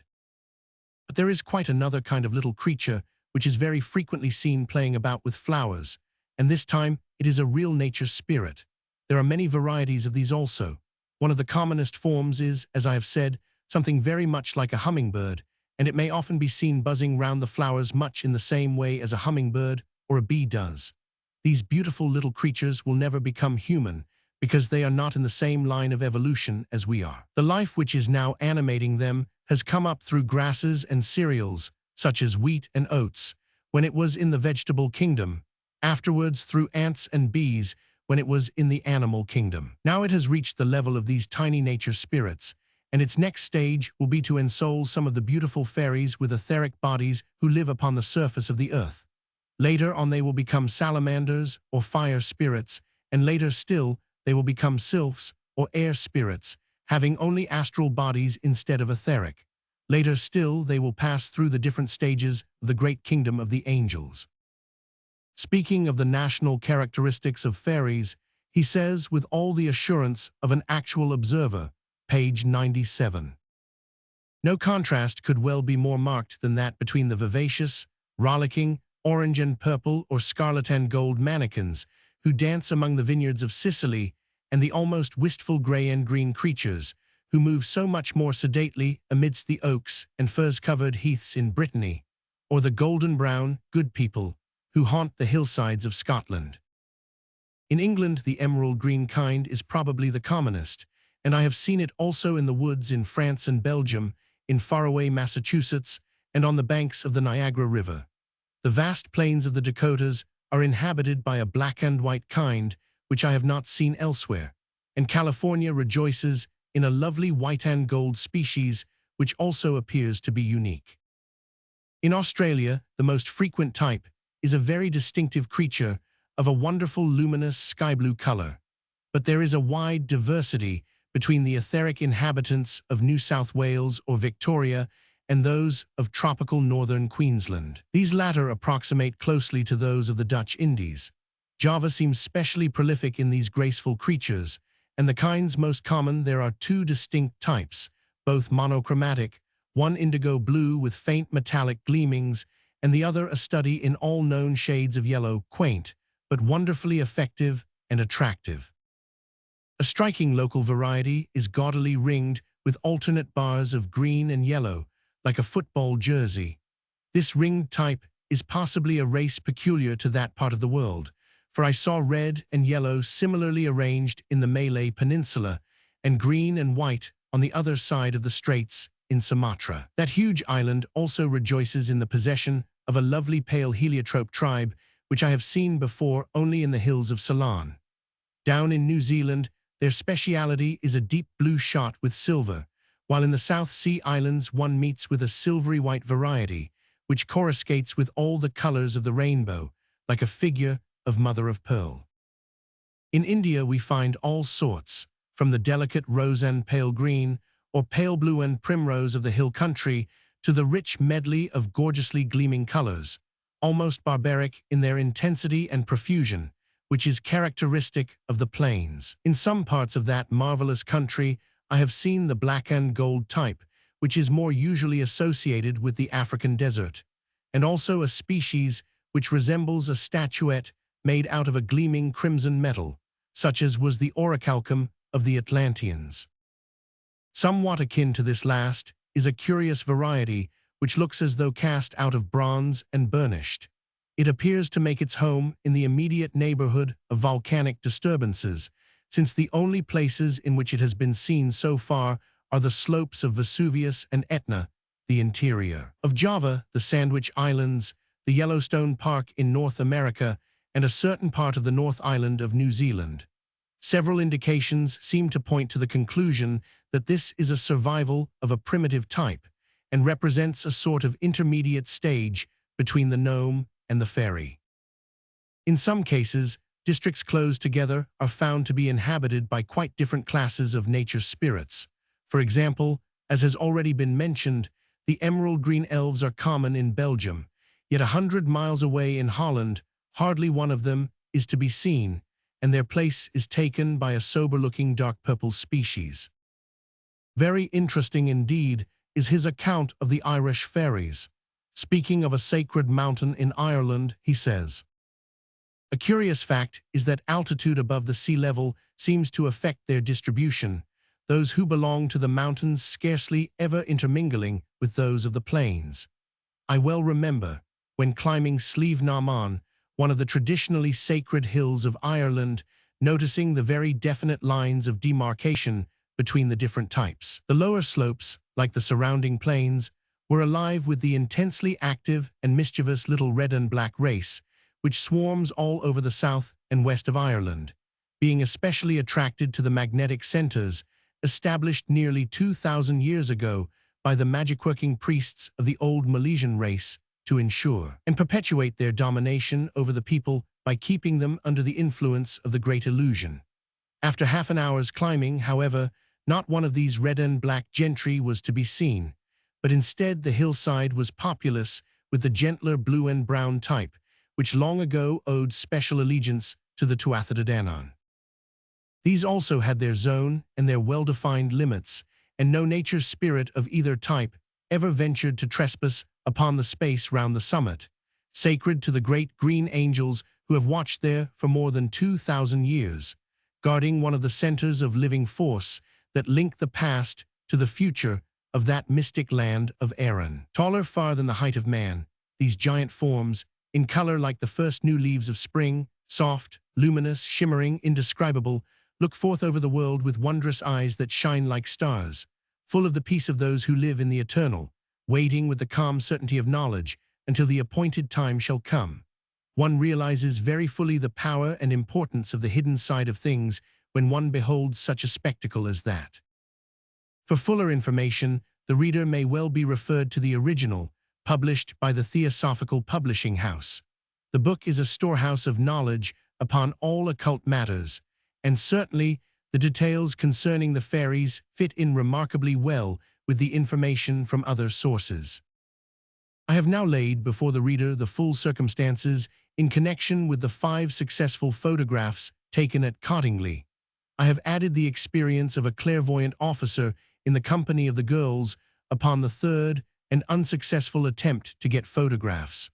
I have analyzed some of the criticism which we have had to meet. I have given the reader the opportunity of judging the evidence for a considerable number of alleged cases collected before and after the Cottingley incident. Finally, I have placed before him the general theory of the place in creation of such creatures, as defined by the only system of thought which has found room for them. Having read and weighed all this, the investigator is in as strong a position as Mr. Gardner or myself, and each must give his own verdict. I do not myself contend that the proof is as overwhelming as in the case of spiritualistic phenomena. We cannot call upon the brightest brains in the scientific world, the Crooks, the Lodges, or the Lombrosos, for confirmation. But that also may come, and for the present, while more evidence will be welcome, there is enough already available to convince any reasonable man that the matter is not one which can be readily dismissed, but that a case actually exists which up to now has not been shaken in the least degree by any of the criticism directed against it. Far from being resented, such criticism, so long as it is earnest and honest, must be most welcome to those whose only aim is the fearless search for truth.